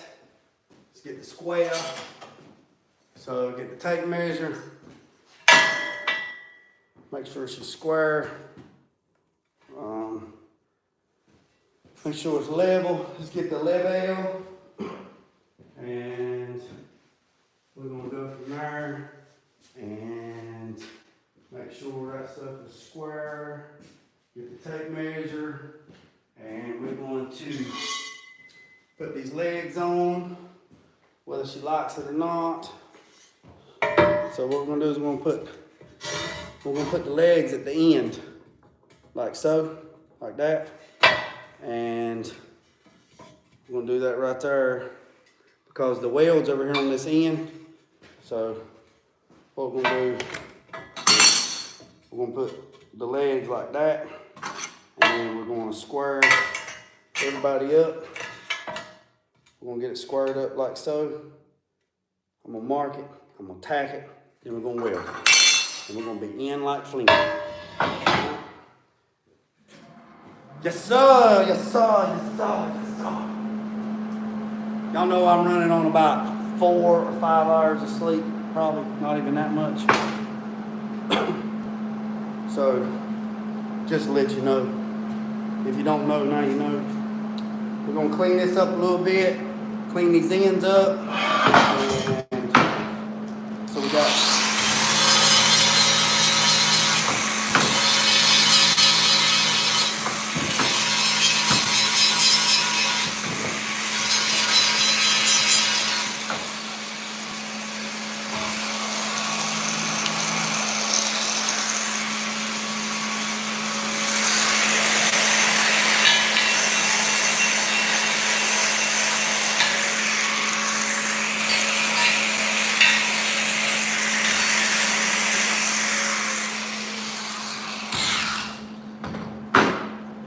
So, what we're gonna do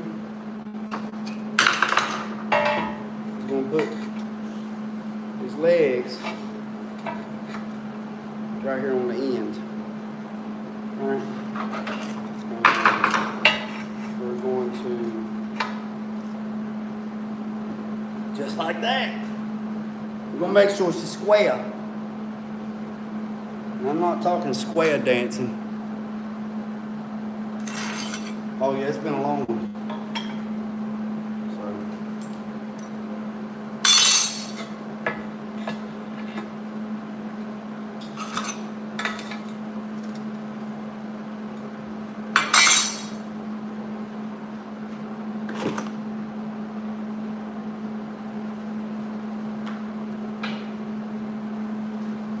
All right, boys and girls, ladies and gentlemen.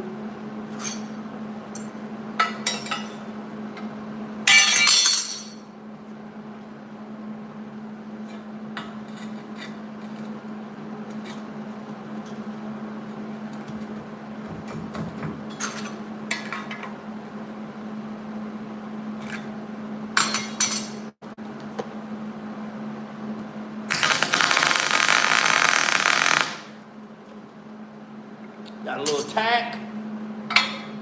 Make sure she's level. Make sure she's level. She level that way. She level that way. Double check it. She level that way. So let me bring y'all over here. Let me bring y'all over here and show you. All right. So. See her right there? She's level. Level, level, level, level. She's a level, level, level. It's square. Not that square dancing. Not that. Yeah. Not that shit. We can't be handling that shit. Hey, y'all never picked the song that I was listening to today. Y'all never picked who I was listening to. His first name starts with a K, and it's not Kendrick.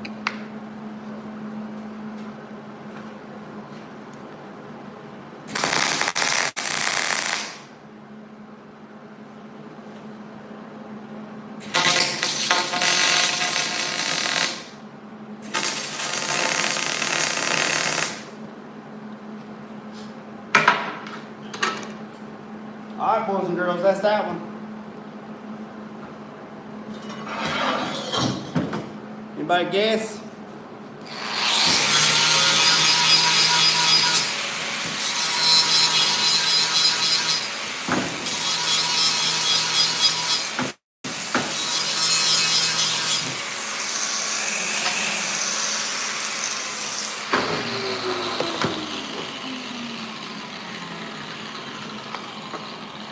Anybody guess? Anybody? Have you lost your ever-loving damn mind? JG, Kenny Chest, have you lost your... Man, you lost Kenny Rogers. Lord have mercy. Hell no. Hey, Chris Cross. That's some old school stuff. Hell no. Hell no. Man, I'm just going to tell you, I've been listening to Kevin Gates all day. bent Kevin Gates all day.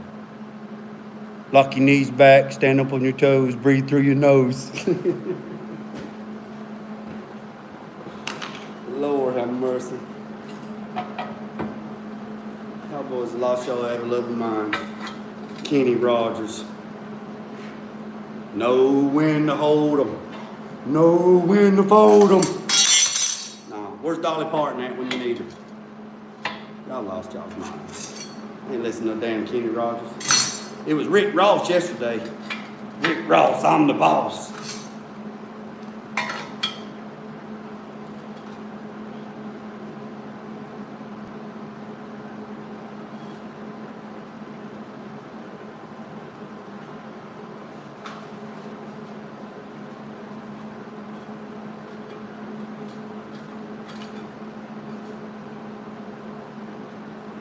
Eyeballs. Eyeballs.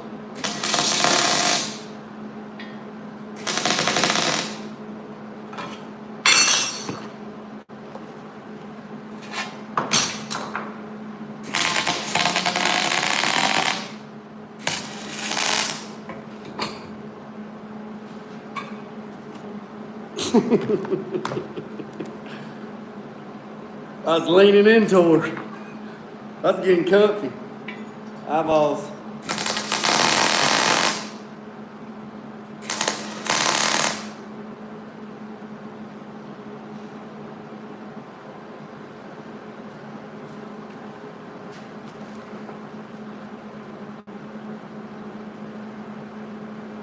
Oh yeah, oh yeah, oh yeah, oh yeah, oh yeah.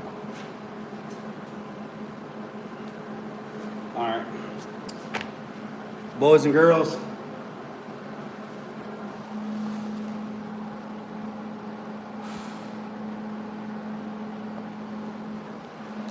All right, boys and girls, I'm down to 4% on my battery, and if I plug my phone up, I gotta take this thing out. But we've been on here for 216 minutes.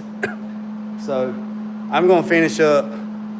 It's 10 o'clock, going on 10 o'clock. I'm gonna go ahead and knock this out. And I appreciate every single one of you. Hit that subscribe button, hit that share button, go to 87SS, hit the thumbs up, hit the notification, hit the subscribe button, go to 84 Cuddy, hit that up, and go to True Tool TV and hit that. I'm gonna go ahead and whip this dog and get it done. Because there's some stuff I got to do. And like I said, my phone's about to crash. And I appreciate every single one of you. Very good live. You wasted my time. Just keep them coming. You got some badass stories. I appreciate it. I'll be back tomorrow. And y'all got my number. Holler at your boy. Remember what I said, boys and girls, don't worry about the man up the road or down the road. Sweep off your own front porch while sweeping off anybody else's. Put God first at loose end drag. Peace, of chicken.